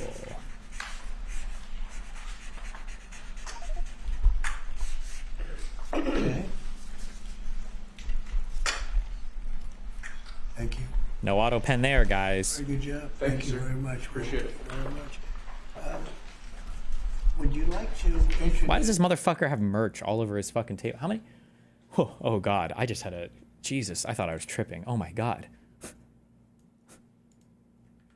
Jesus, I thought I was on fucking LSD. What the fuck? I was like, wait a second. Is this AI? Is this the... Do you remember the really old Adobe Auto... It could like automatically fill in spaces? I'm like, wait, why did they duplicate the phone? Jesus.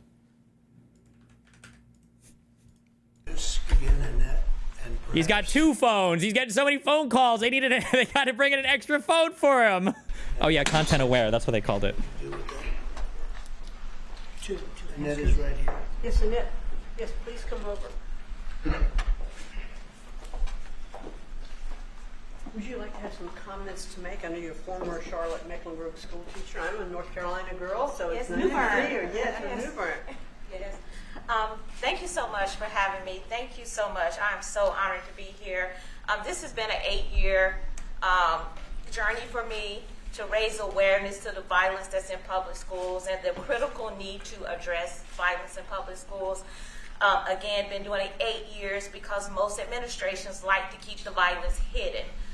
We have 3 students that should be here with us today. We have Austin McCalf, I'm sorry if I said his name wrong, Rip. Serenity Baker, and Nizir Taylor from Charlotte, North Carolina, who was shot in the back as he was getting off of a school bus because they thought he was a part of a big brawl that happened inside a public high school. So this is very important and critical legislation that we have to keep our educators safe, we have to keep our students safe, and public schools have to be safe. Who is hitting the mic? Stop. So I think, like I said, I've done this journey alone, I've been on it, but I have a whole team behind me now. I spoke at the RNC, and I told millions that Donald Trump and his administration was going to make schools great again, and I feel that we're on the right path, and I'm just honored to be here. Thank you. Clap and chatter your band. We're giving this to our great vets that are with us, and is it okay if I give her one? What do you think? Thank you. Thank you so much. I appreciate it. That's so sweet. Thank you. What an honor. Great job. Could I ask Sarah to speak, Gerardo? Yes, sir. Thank you. Thank Say a you. little bit about these great gentlemen. These heroes, Mr. President, are extraordinary. This is my husband, Michael, and so many of our dear, dear friends who are here today. Many of them have met you, sir, in your first administration in the hospital, many times at Walter Reed. Right. And they've had long recoveries. Tomorrow, for my husband, marks 15 years since he was wounded in Afghanistan. Wow. And on that day, about 6 years ago, he had his 120th surgery post-Afghanistan. wow. And you came to see him at Walter Reed. 120 and surgeries. so many others. And What's this motherfucker we saw doing? Great reform in the VA. Access, same-day access to prosthetics, mental health care, and we know that that is back. We're going to, these gentlemen were saying, Alex here earlier was saying, in the last few years when he's gone to get a wheelchair, the VA has asked him, this gentleman, they've asked him to prove that he still has his injuries, as though maybe his limbs would grow back. And they unfortunately did not. Yes, and we've seen that many times. And so we're excited for you bringing back the VA Accountability, Mission Act, Community Care, that were the hallmark of your first term. And we're so excited, sir, to be here. We're honored to be here. And thank you for all you do for our nation's heroes. Thank you. Who's that picture on there? That is Joe Biden, and it says, "Let's go, Brandon." Oh my God. Oh, you might have lost your legs, but you didn't lose your sense of humor, sir. My God. Epic. Ask you to sign it. That's very good. Well, thank you all very much. Would you like to say anything, fellas? There's a big chance. You have a lot of good people watching that believe in you. They happen to be the media, but they believe very much in you like I do. Anybody? Mr. President, we're very happy with the energy that this administration is bringing, and it's an administration that does what it promises, and so we're behind you. We believe in you, and I think we all love you. We're going to speak for everybody. Thank you very much. And I'm going to get you a better hat. Say a better hat. That's a good one. That was the original. It was. That means he was there. I've been wearing it before it was cool. That's right. That's an early one. We'll save that one though, right? Yes, Mr. President. Thank you. Anybody, please? I'd like to say. Oh, go ahead. I was just going to say thank you for loving America, sir. Thank you very much. Thank you. Very nice. We do love America here. It's true. Thank you. Sir Bennett just spoke, saved Michael Broder's life. And of course, he goes immediately to say thank you, as he was the one that saved Michael Broder, put him in the helicopter, and got him off the combat zone. Wow. So selflessness of these men is unspeakable. That's great to you. Yeah, he's alive because of that man right here.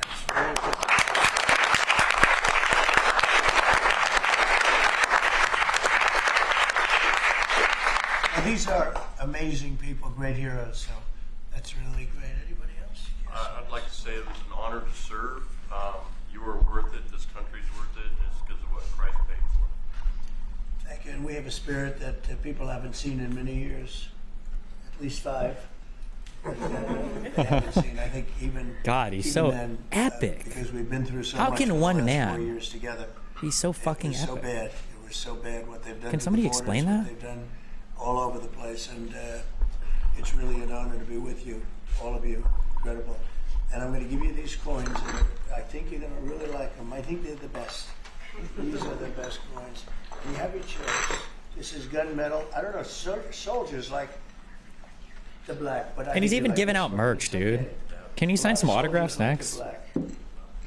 I love this guy. I'll go the black. Huh? See, I told you. These are choices. I'll take a black one, sir. Okay, look at this. Oh, that rarely happens. You're different, huh? Take a black one, sir. Oh, that's great. Call it the military. No, but isn't it? I always say the soldiers, they do like it. It's gunmetal. Gunmetal, not just any metal, but gunmetal. I'm giving you Mil spec, guys. Mil spec. We have 3 girls. One We're for gonna this fight. one right here. We'll get another one. Okay. This is actually fun. He's treating him like fan. This looks like a DGG fan meet. Jesus. Okay. Except less disabled people. Gold one, sir. You got it. At my meetups, more at his. Fuck, I should have said more disabled people. I fucked it up. Fuck! It's been an honor. And now people say it routinely. Yep. They don't even think about the other. They say it routinely. That's been a great honor for me. Okay. Take a gold one. Okay. It's almost even. I think gold is an edge. I would love a gold one, sir. Thank you so much. I think the gold, it picked up at the end, right? That's good. So I want to thank you very much, and especially that's a great story. So what do you think of a guy like that? Pretty good. They actually, we all served together. Wow. And Jared over there. So you guys got hit, huh? Pretty good. You got hit. Pretty good. Amazing. We're in a pretty tough area in Kandahar, in the Arghandab River Valley. Right, it's outside tough. Kandahar. Their unit had a more than 50% Purple Heart rate, sir. Damn. In 2010. You deserve it. You deserve that and more. We appreciate it so much. Brave, really brave, brilliant people. Thank you very much. Do you have any questions of the guys here? I want to say thank you to the veterans who are here. Thank you so much for defending us. And then I wanted to ask you, Mr. President, because you said you want to bring the tariffs on China down soon. How soon do you want to bring the tariffs on Chinese goods down? We're talking about soldiers right now, We have a situation where we have a very, very great place. It's called the United States of America, and it's been ripped off for years and years. These people know it. We talked about it before you came in. We've been ripped off by every country in the world practically, and friend and foe. And we're not doing that anymore. So what's happened is Howard, how many countries have we spoken to already? 90. And they all want to make deals, and we're going to make deals. But they're going to Wait, real quick. Does this thing read the underground belt as well, or does it only read what's overground here? be fair deals. They're not going to be rip-off deals. And, you know, we were losing almost $5 billion a year. No country can do that. And now we have it down almost to even, maybe even better than even, because of the tariffs on cars and aluminum and steel. We have tariffs 25% on cars, aluminum, and steel. There's a rush to build new steel plants, a rush to build new aluminum plants, and a biggest rush I've ever seen, that we've ever seen, to build car plants. We have like 11 of them or something, big ones. Wow. Where you guys maybe work, maybe you won't want to work, you'll do something else instead of that. But if you like cars, you'd like to work at one of these plants, the biggest plants in the world. 3 of them have left Mexico before construction started, 1 of them during construction. And they're coming to this country. They're coming back. Don't forget, and we get along great with Mexico, but Mexico took 32% of our car building business. God damn it, So, Mexico. It's amazing what's happened. Remember this number, anywhere from $3 to $5 billion a day. That's not $1 million, that's $1 billion a day. Nobody can even imagine it. And that's what we were losing. And, you know, hence we have $36 trillion in debt and everything else. And in the end, I think what's going to happen is we're going to have great deals. And by the way, if we don't have a deal with a company or a country, we're going to set the tariff. We just set the tariff. Something that we think that will happen, I'd say, over the next couple of weeks. What do you say? I think so. Over the next 2-3 weeks, we'll be setting the number. For and China. we're going to pick, could be for China too, could be for China. Well, we're dealing with almost all of them. Too many to fully deal with, but we're going to be fair to them. But we're dealing with a lot of countries right now, and could be with China, but maybe we'll make a special, a deal, and we'll see what it will be. Right now, it's 145%. That's very high. It got there because of the fentanyl. They're sending, massive amounts of fentanyl into our country and killing a lot of people. Probably 200,000 plus a year, wiping them out. You probably all have friends that were killed. Somebody was killed in your family or your friends with fentanyl, and somehow it's made almost exclusively in China. And as you know, we essentially taxed them 10 and then another 10. We also taxed Mexico 25, and we taxed Canada 25. And that's the kind of money that's what's pouring into our country right now.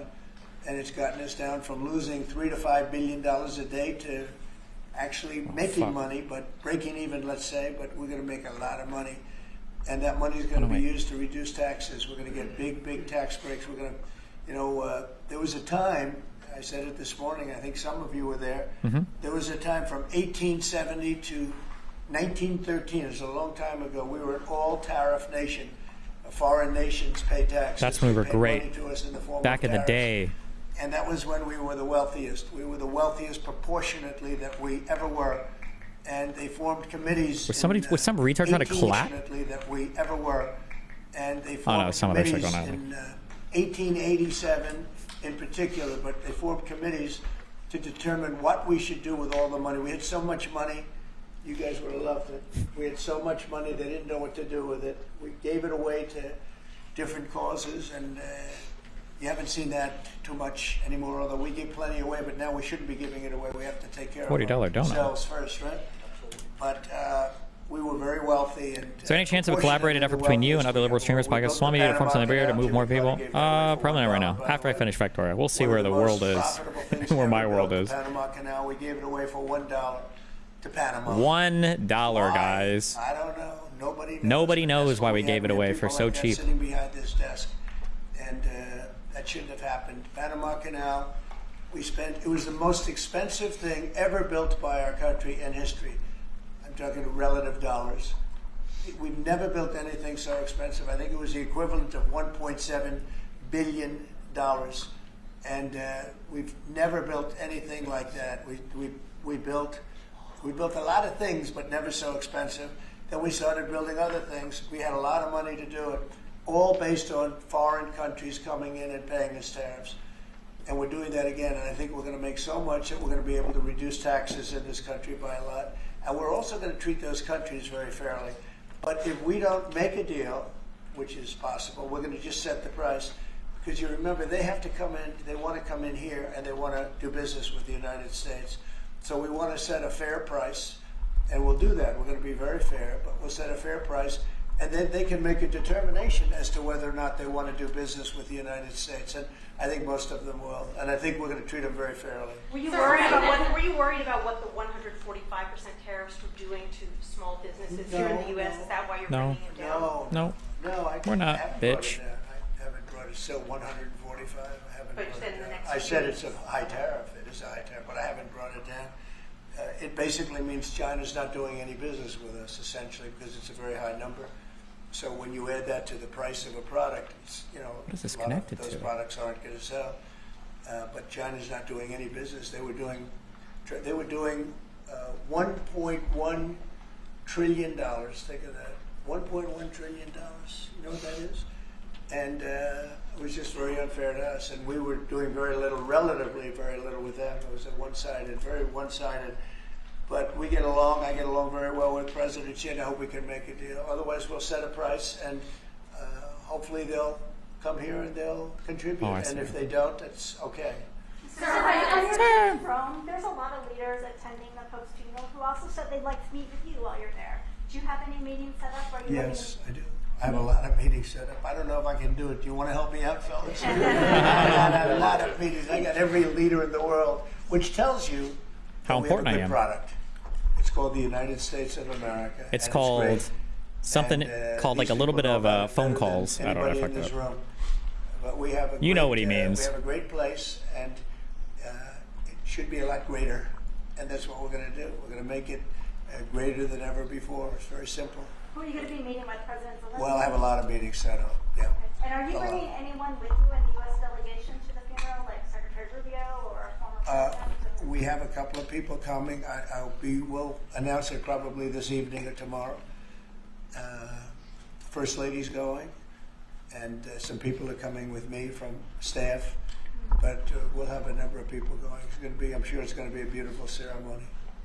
I have one on Ukraine, but I wanted to ask you one about veterans since they are here today, and thank you for your service and sacrifice. I wanted to ask you about the cuts that have been made, including with the VA. Can you assure that veterans like these men here, those that have been suffering from mental health issues or burn pits, for example, will be taken care of even with the cuts? So. In fact, they will tell you it's been better with me than any president in history. We had a 92% approval rating, which is unheard of. Unheard of, up guys. 50 points from the previous administration in my first 4 years, and we're doing better now. And in fact, now they have something, the call-in doctor stuff, where it's really become, it's really become modernized and great, where you don't have to go and travel sometimes long distances to get to a clinic or get to the VA.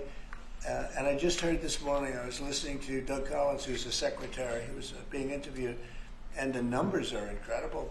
The approval ratings are the highest I've never heard numbers like this. It's better than the first 4 years.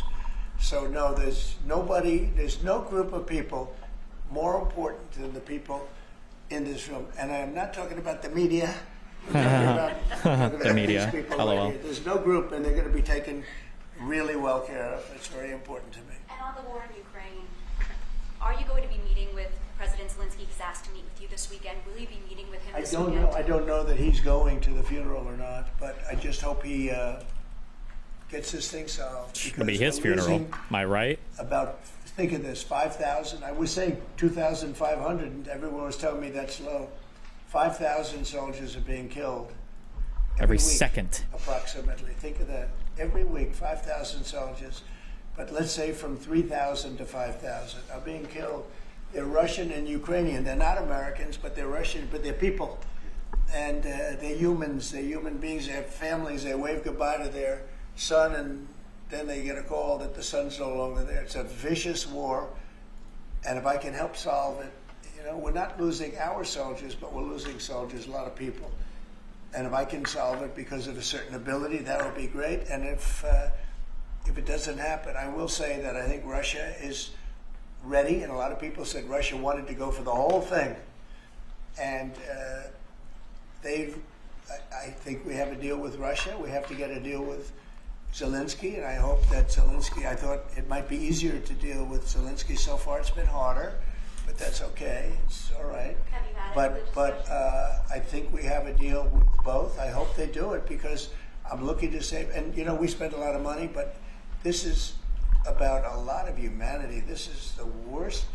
I get the pictures, the satellite pictures. They're bad, guys. I've never seen anything like it of the fields after some of these battles. It's horrible that it's going for nothing.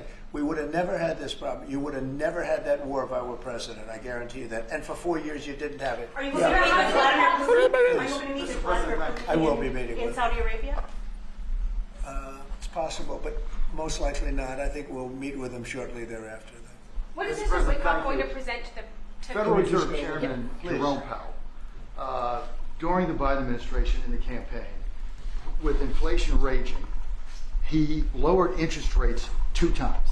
Now, with 2 consecutive months Now he's not doing of anything. inflation being down, We got to all get rid of this Powell economic guy. theory you learned in the 8th grade Mhm. says it's time to cut rates Yeah, when dude. inflation is down. course. He's not done that. What the Have fuck? you had any direct conversation with him I about being haven't illegal? called him. I might call him. I haven't called him. He hasn't I believe he's called? making a mistake by not lowering Powell hasn't even made the rates. And I think phone as well call? as we're doing would do much better. He's keeping rates too high. He historically has been late, except when it came to Biden.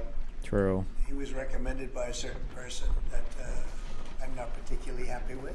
Ooh. But he will hopefully do the right thing. The right thing is to lower interest rates, so we'll see what happens. I think we're sitting on something that's going to be very good with all the tariff money starting to come in. Our country's going to be doing really well, and hopefully he'll be doing. We don't have inflation. Groceries are down. When I first came in, people were there. They hit me with the first day that I was president. Somebody started screaming at me that eggs are up. I said, I just got here. And in the first week, they were going crazy. This story is hilarious. They were going He just crazy came into saying, office. egg prices are too. I said, He just got there. I'm here for 1 Yeah, week. chill. Just leave me alone. This is the fake news. And I said, what can I say? Give this guy a Brooke give this guy a Rollins, break. Secretary of Agriculture, and a group working with her have done an amazing job. And egg prices have gone down 87%. Energy now is down $65 a barrel. Oh God, do people put Some energy foundries on their ships selling instead of gasoline for furnaces? less than $2 in a couple of states. Alabama, a couple of great states, and Fuck all over that the shit. country. It's way down from what it was 6 months ago, 3 months ago, and that has a lot to do with the war. When Biden allowed energy to skyrocket, it just skyrocketed. It was out of control. Russia made a lot more money because they make their money on energy. Mm-hmm. And I kept saying, he supposedly wants to end the war, but he lets energy go out of control. Explain that one. We are drilling like crazy right now, and we have it down to $65 a barrel. It went up to almost $100 a barrel. And at that number, Putin and Russia made a lot of money. So I think one of the reasons, I think he has a certain respect for me. But one of the reasons... That's why he's done nothing, you've oil asked. prices are down. I think this is a good time to get the war settled. Thank you. Just one more question. Thank you for that question. For those of us that live here in the district, you said when you came in you were going to make Washington, D.C. great again. Right. One of the issues we've got right now is we understand there might be an imminent deal between the owner of the Washington football team, whatever you want to call them now, Commanders, and locally in getting the Redskins back to D.C. and RFK Stadium. That's on federal property. Right. Are you going to be involved in that negotiation? Yep. And would one of the stipulations be they change their name back to the Redskins? Oh, I see. Well, that's a little bit, nobody's asked me that one. Look, I think when the Indian population is a great part of this country, great heritage.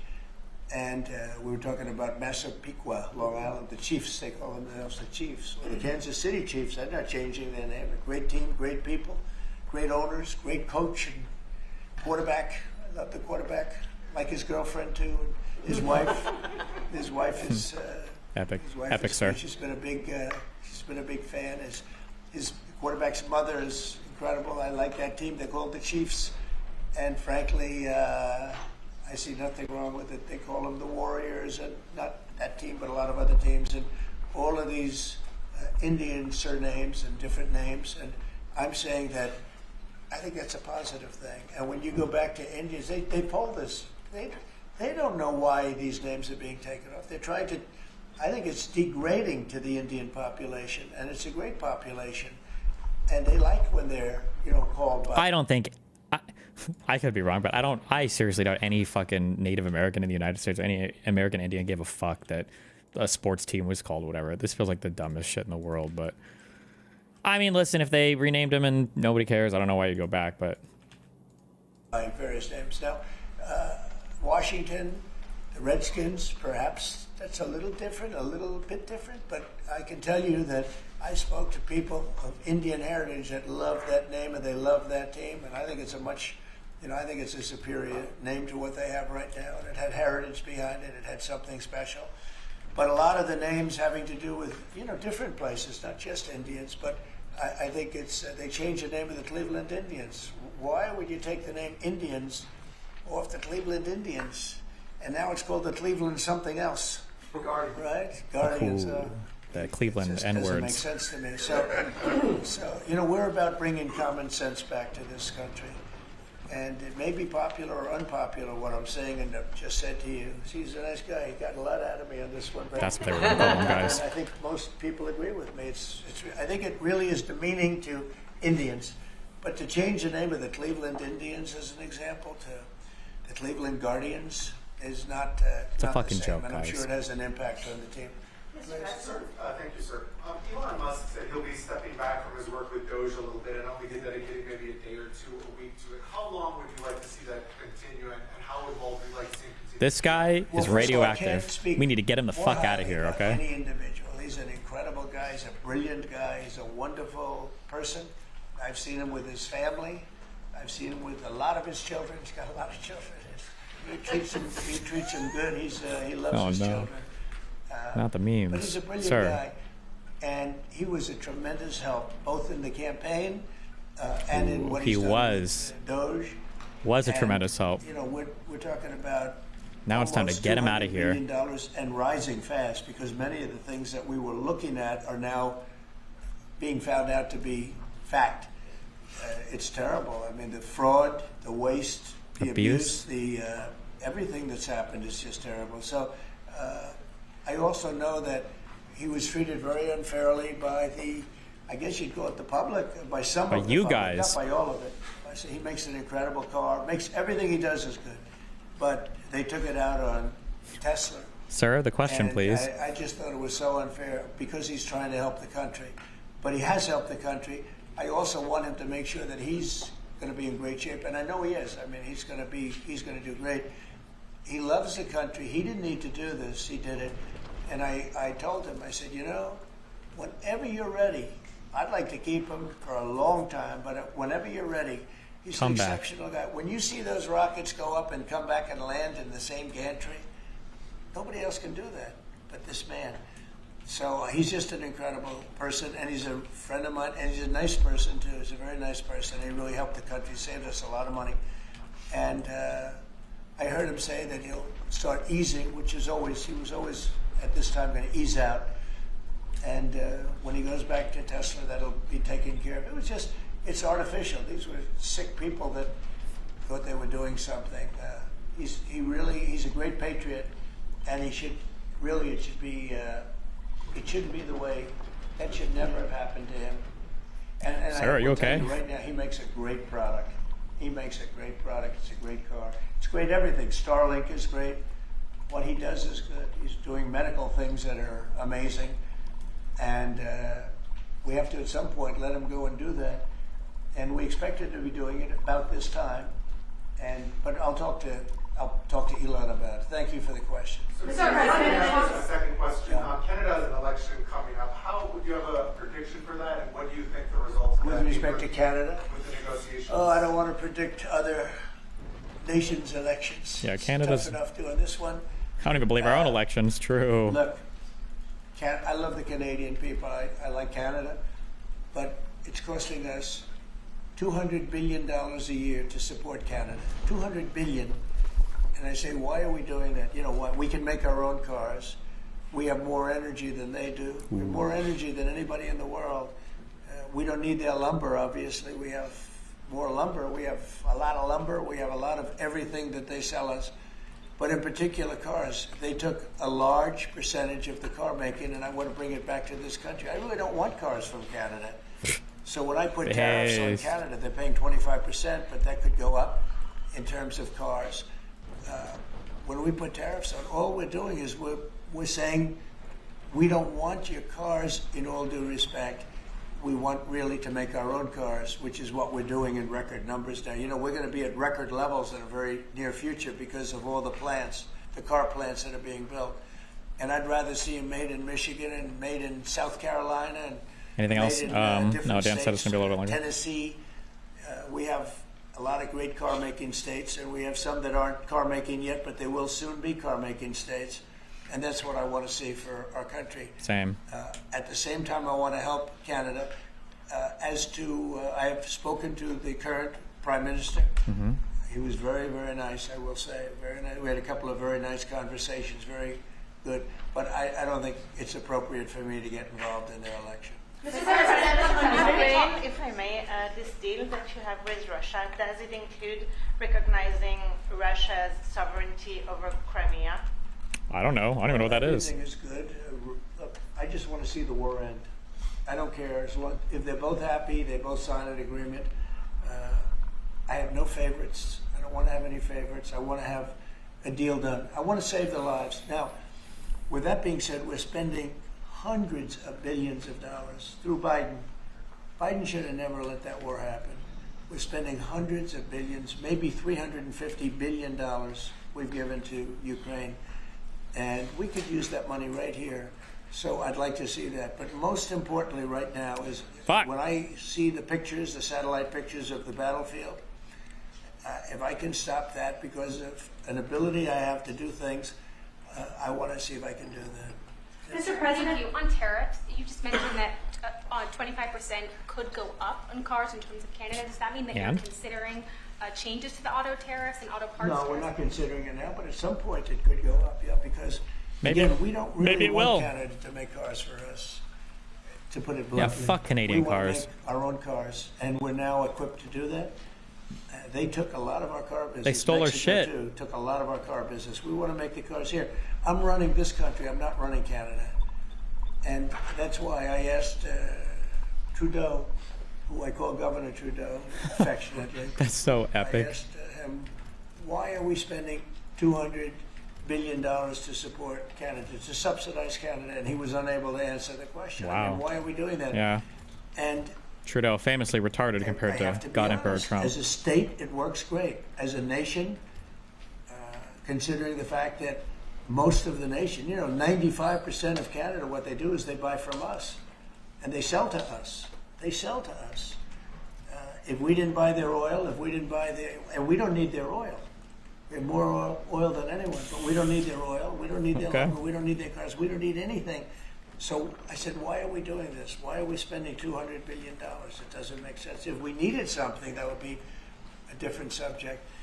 So I'm working well with Canada. We're doing very well. We're working on a deal. We'll see what happens. But again, why, representing this country, why are we spending $200 billion to support and subsidize another country? Because if they didn't have us, and if we didn't spend that money, guys. As Trudeau told me, they would cease to exist. He said that to me. They would cease to exist, which is true, certainly as a country. And then on tourism, there's been a steep drop-off in international travel to the United States. It was down 12% last month, down even more from Western Europe. Why do you think that there are fewer people suddenly who want to travel to the United States? They're haters. Call them haters. There's a little nationalism there, I guess, perhaps. It's not a big deal, but, with the dollar being where it is, because, China would always fight for having a low dollar. Japan would always fight for having a low dollar, meaning a low yen, or in the case of China, the yuan. They'd always want to have, I'd speak to President Xi a lot. I'd say it's unfair that your yuan is so low. I'd call up the great man, Prime Minister Abe. He loved Abe, dude. Abe must have talked with him on the phone all the time. He loved Abe. And I used to tell you, he was a good friend of mine. I used to say, Shinzo, you can't let your yen go down. It makes it very hard for us to sell tractors. It makes it very hard to us to get tourism. And our dollar is it's getting fucked. A little bit on the low side. And that means that a lot of tourism is going to come in. But I could see a little bit of nationalism at work. And I could see it likewise with us, not wanting to go to certain countries. But what was the original? Do you think some people are scared to come here because no. they hear the stories of tourists who are detained? It's just nationalism, guys. Okay. A few days or even a week or two. No, we treat our tourists great. Our terrorists or tourists? There's no place like this. What do you say? There may be a little bit of nationalism, but I doubt it. I actually doubt it. Yeah.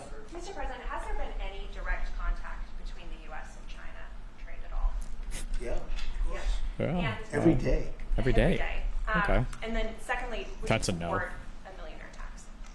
Millionaire tax. It would be very disruptive because a lot of the we need the millionaires would leave the country. True. In the old days, they left states. They go from one state to the other.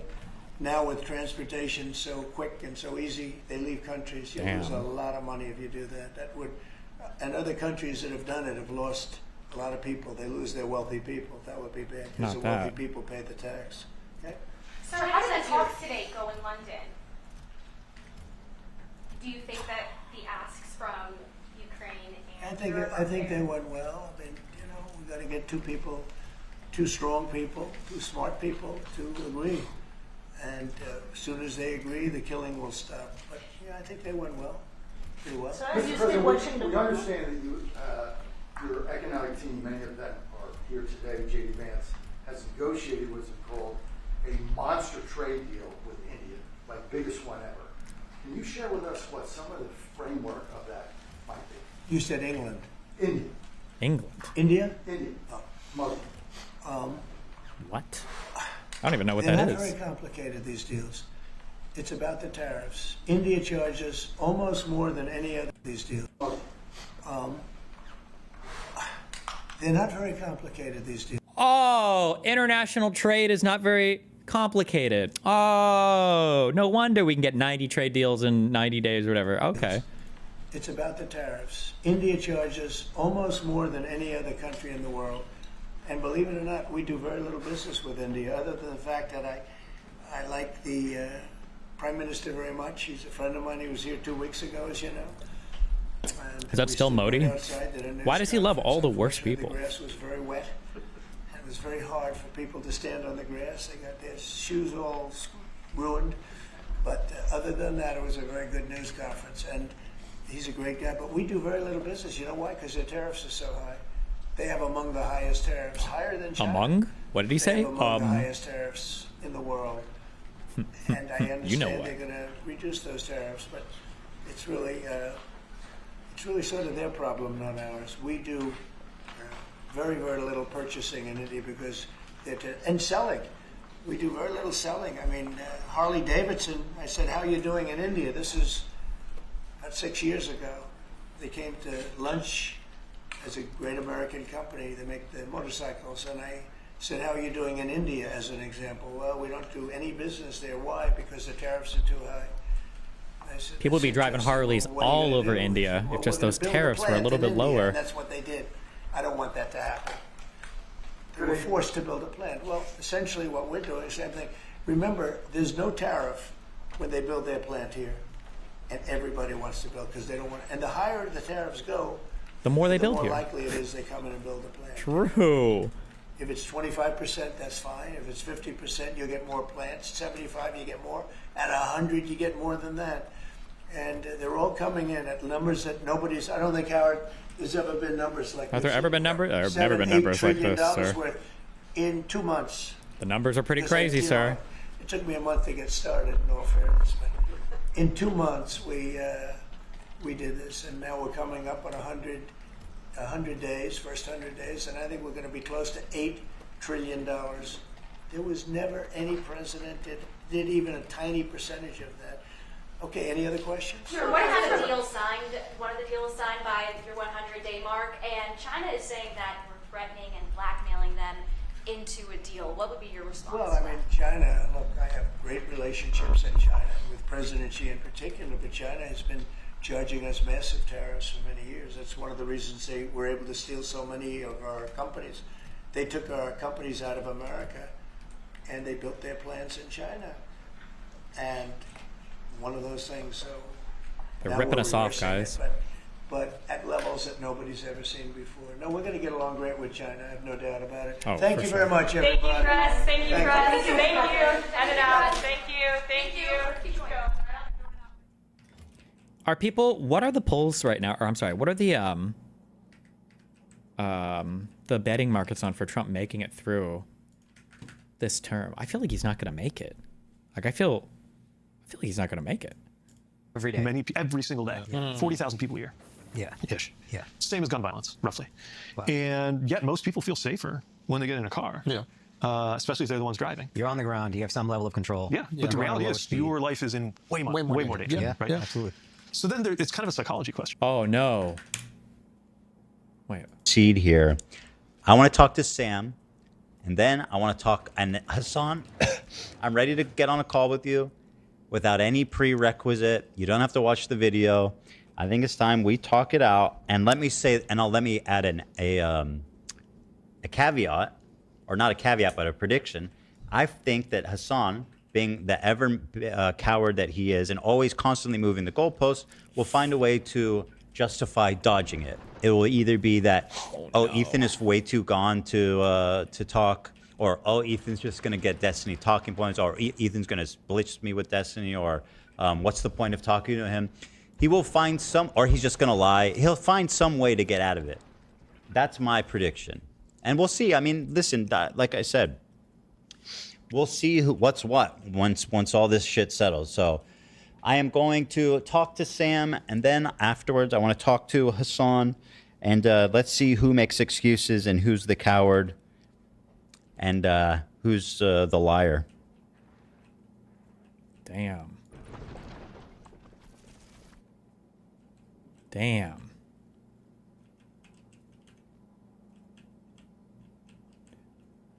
Wait, why are these not symmetrical? Hello? Am I getting mind-fucked? Hold on. This is at the very edge right here.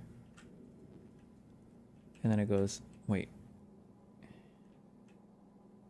Up. And then this has to come out. This has to stick out by 1, because I have 2 cargo bays attached. And then this is at the very edge here, and this has to stick out by 2.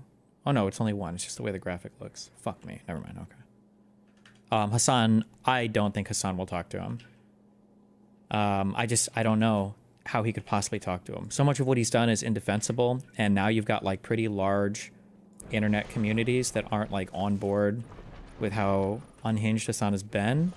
And I think that there's too many like things that he can be directly confronted with that he can't really like weasel his way out of. I would be surprised if Hassan actually talks to him. That would be surprising, but we'll see. I'm gonna kill my kick stream for like a minute and then I'll restart it in a sec. Hassan is now poisoning the well after.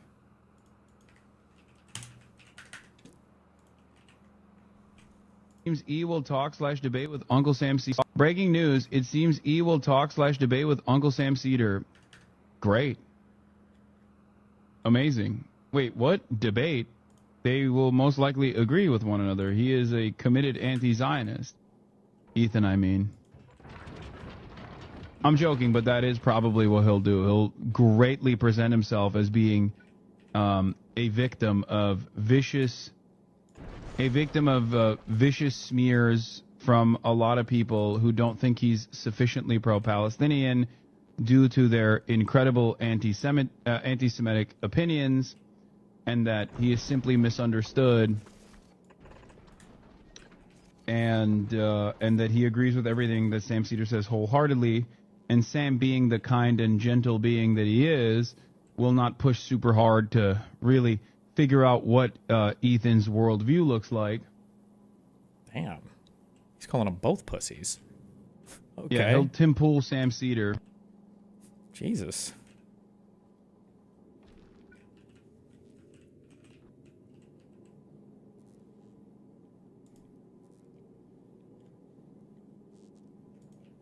Anything else running late? Dan said he was taking a minute, but he should be here soon, so. All right. Going downstairs. Oh, I shouldn't even restart it up here. Fuck, I should start on my route.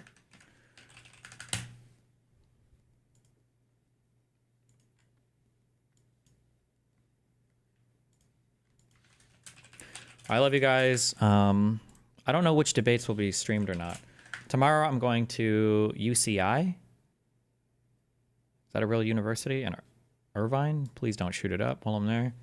And then after that I go to Detroit for my event on Saturday night. And then I'm probably just going to fly back here, if I'm ambitious, Sunday morning. And I'll stream on Sunday. So I'll be gone Thursday, Friday, Saturday. Unless I stop on Sunday at your mom's house to fuck her. Woo yeah! Remote desktop cannot connect. Is the computer downstairs off? How long is Detroit to Miami? Ugh, I feel like it's like a 4-hour flight. Can we watch movies while I'm out of town? Yeah, sure. Detroit to Miami. I haven't booked my flight back yet. 3-hour direct flight. That's not too bad. So so I could leave at like 9 a.m. and get here at noon. Actually, that's doable. I'll probably stream on Sunday.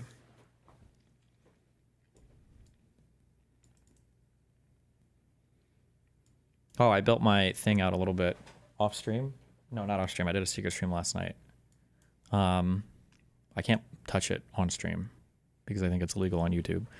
This guy, oh my god! I tried it's got that Trigicon, the 3.5 scope. I was aiming at my name. Just kidding. I would never do that. Aim at anybody. That scope is fucking baller.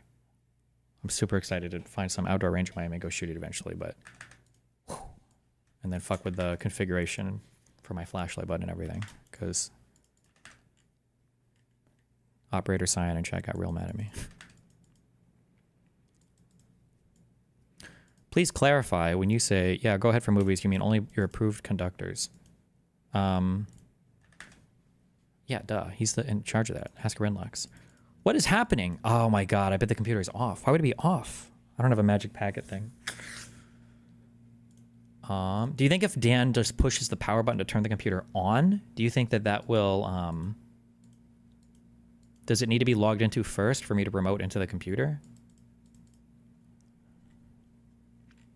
Some dude on Reddit said the scope is too far forward. Oh. Yeah, I don't actually know where to go. I have to shoot with it a few times, and then I'll be able to fill it once I start shooting with it. I've never had like my own scoped gun before though, so I don't even know where it, like. It might be that the scope can literally rest on your eye because it's 5.56. It's not. There's like no. Some people were like, "Oh, you're gonna blow your eye out," but there's like no recoil on AR-15. So, but it might be just enough to where it doesn't. I have no idea. I don't know. I'll go shooting. I'll figure it out. We'll feel it out.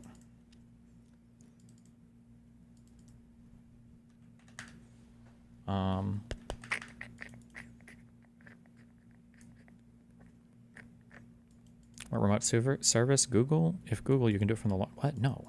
Remote desktop.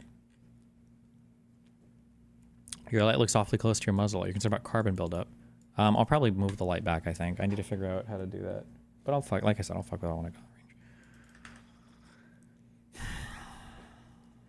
Your scope is known for losing zero. I'm pretty sure this is like the singularly most highly recommended scope for an AR-15, literally like of all time. So I don't know if you're on K or what particular gun form you're on, where there's some people that like exclusively suck off one brand of optics or whatever, but I'm like 99% sure that this is like one of the most highly recommended, like stock, like everybody says this is a really solid scope. I'm pretty sure they use it in the Marines. They use, like, it's a very, very, very solid, reliable scope. So, but who knows? Maybe I'm wrong.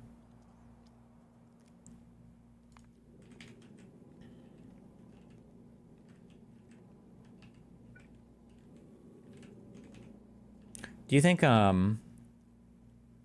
one thing producing magazines is enough? I bet it will be. Hopefully, we'll figure it out.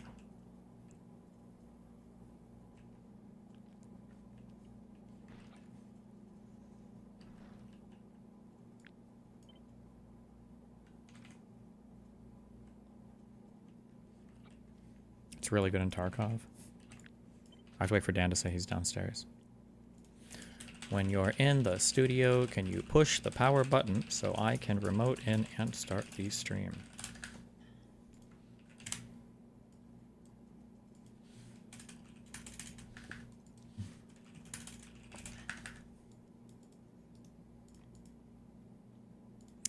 Everybody uses LP, or people use LPVO. I had a recommendations for a couple of those, but it seems super overkill because I still don't know. I don't even know when I'm gonna be able to go to an outdoor range. I've never shot technically at an outdoor range before that's not like for trap or like for shooting clays, basically.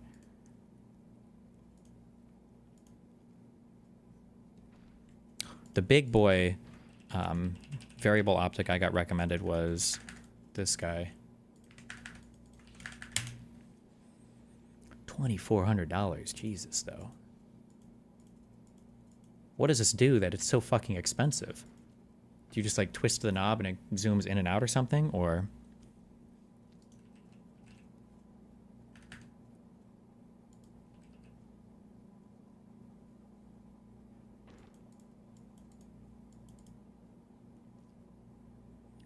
Can you explain the benefit in allowing companies to report SBC based on vest date price per share rather than the grant date price per share? Why should the company be able to accurately report SBC in financial statements but take a much larger deduction? I have no idea what the fuck that even means. SBC, share-based compensation based on the vest date price per share. So you're saying that once a share is vested, that's the price they report for compensation rather than the grant date? I don't know how you would determine that. Which computer? They all seem to be on.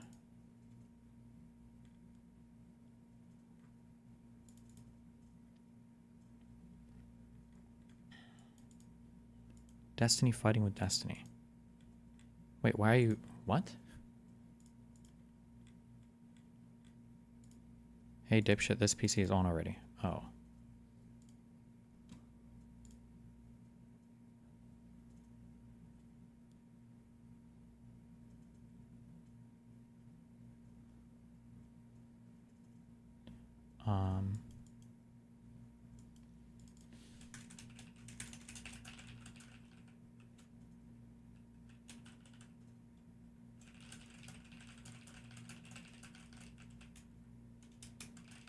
Try restarting.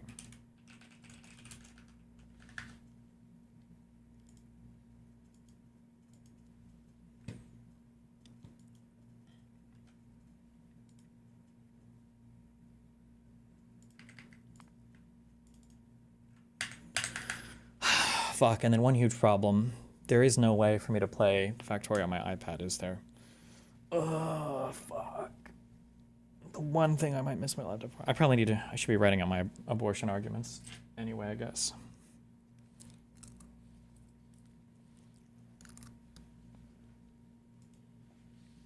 Oh, it's updating.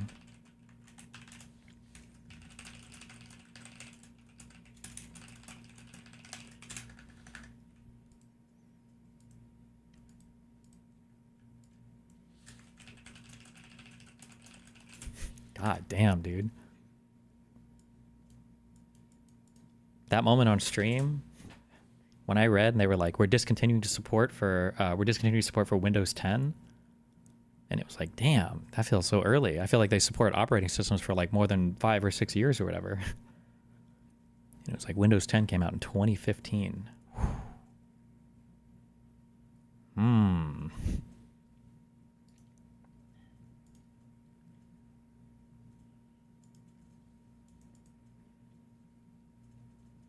I assume you can do abortion arguments in your sleep, no? And didn't that woman also refuse to meaningfully engage and wouldn't do hypotheticals in good faith?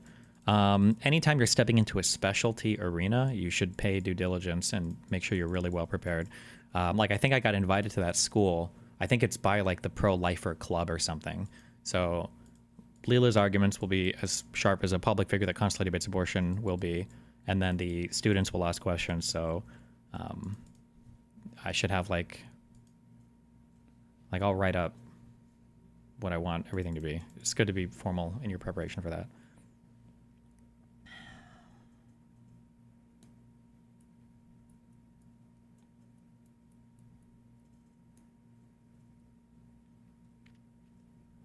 Earlier you said something about Modi being a terrible person. Would you be willing to elaborate on how you came to that conclusion? Nope. I actually don't know much about it other than I've heard he's horrible.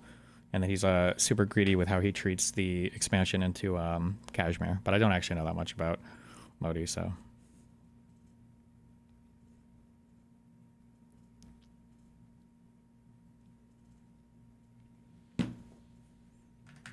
See if Steam Link works with Factorio. Yeah, but it's like a Steam Link thing. I feel like the controls are probably going to be shit.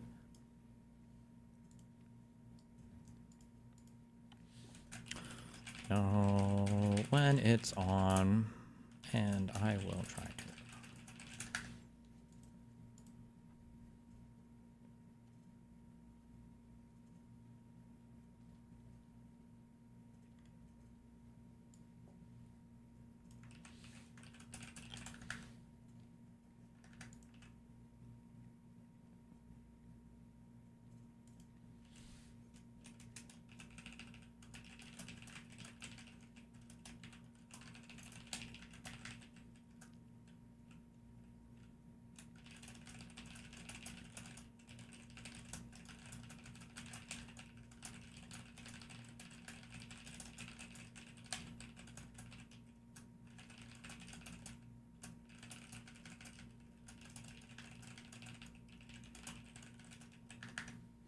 Just put infinite mining research on and let it run.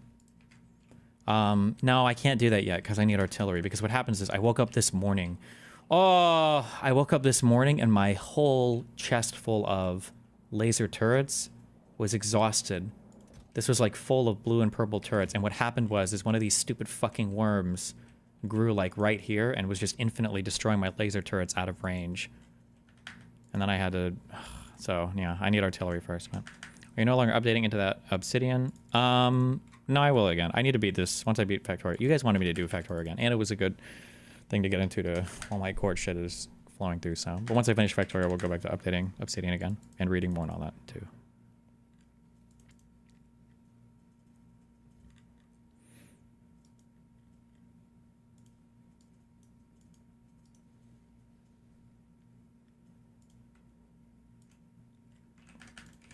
Okay.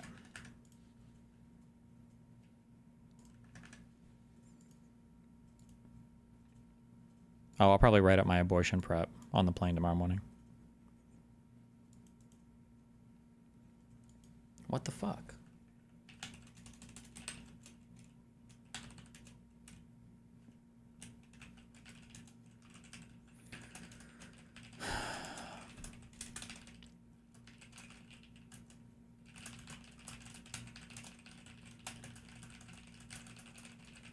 Oh, I guess Dan's not a retard. He can start up, yes. Okay, I'm turning off kick again, and then it'll start up again in a second for you guys.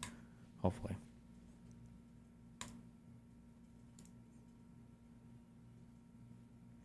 I haven't voted in Canada yet and don't care who wins. Proxy vote through me, say a name. Carney. The debate prep for your abortion argument should be there in the Obsidian too, right? Did I debate for one in the past?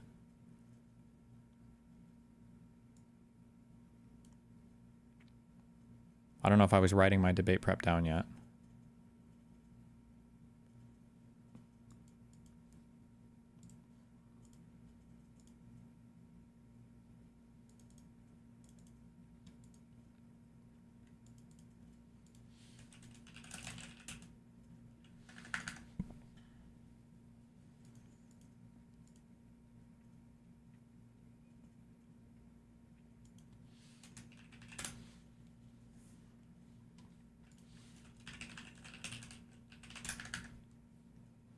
Okay. All right. Cake.com/destiny. Doing a show with Dan. Be careful. I love you guys. I'll be downstairs in 5 minutes. Don't die, okay?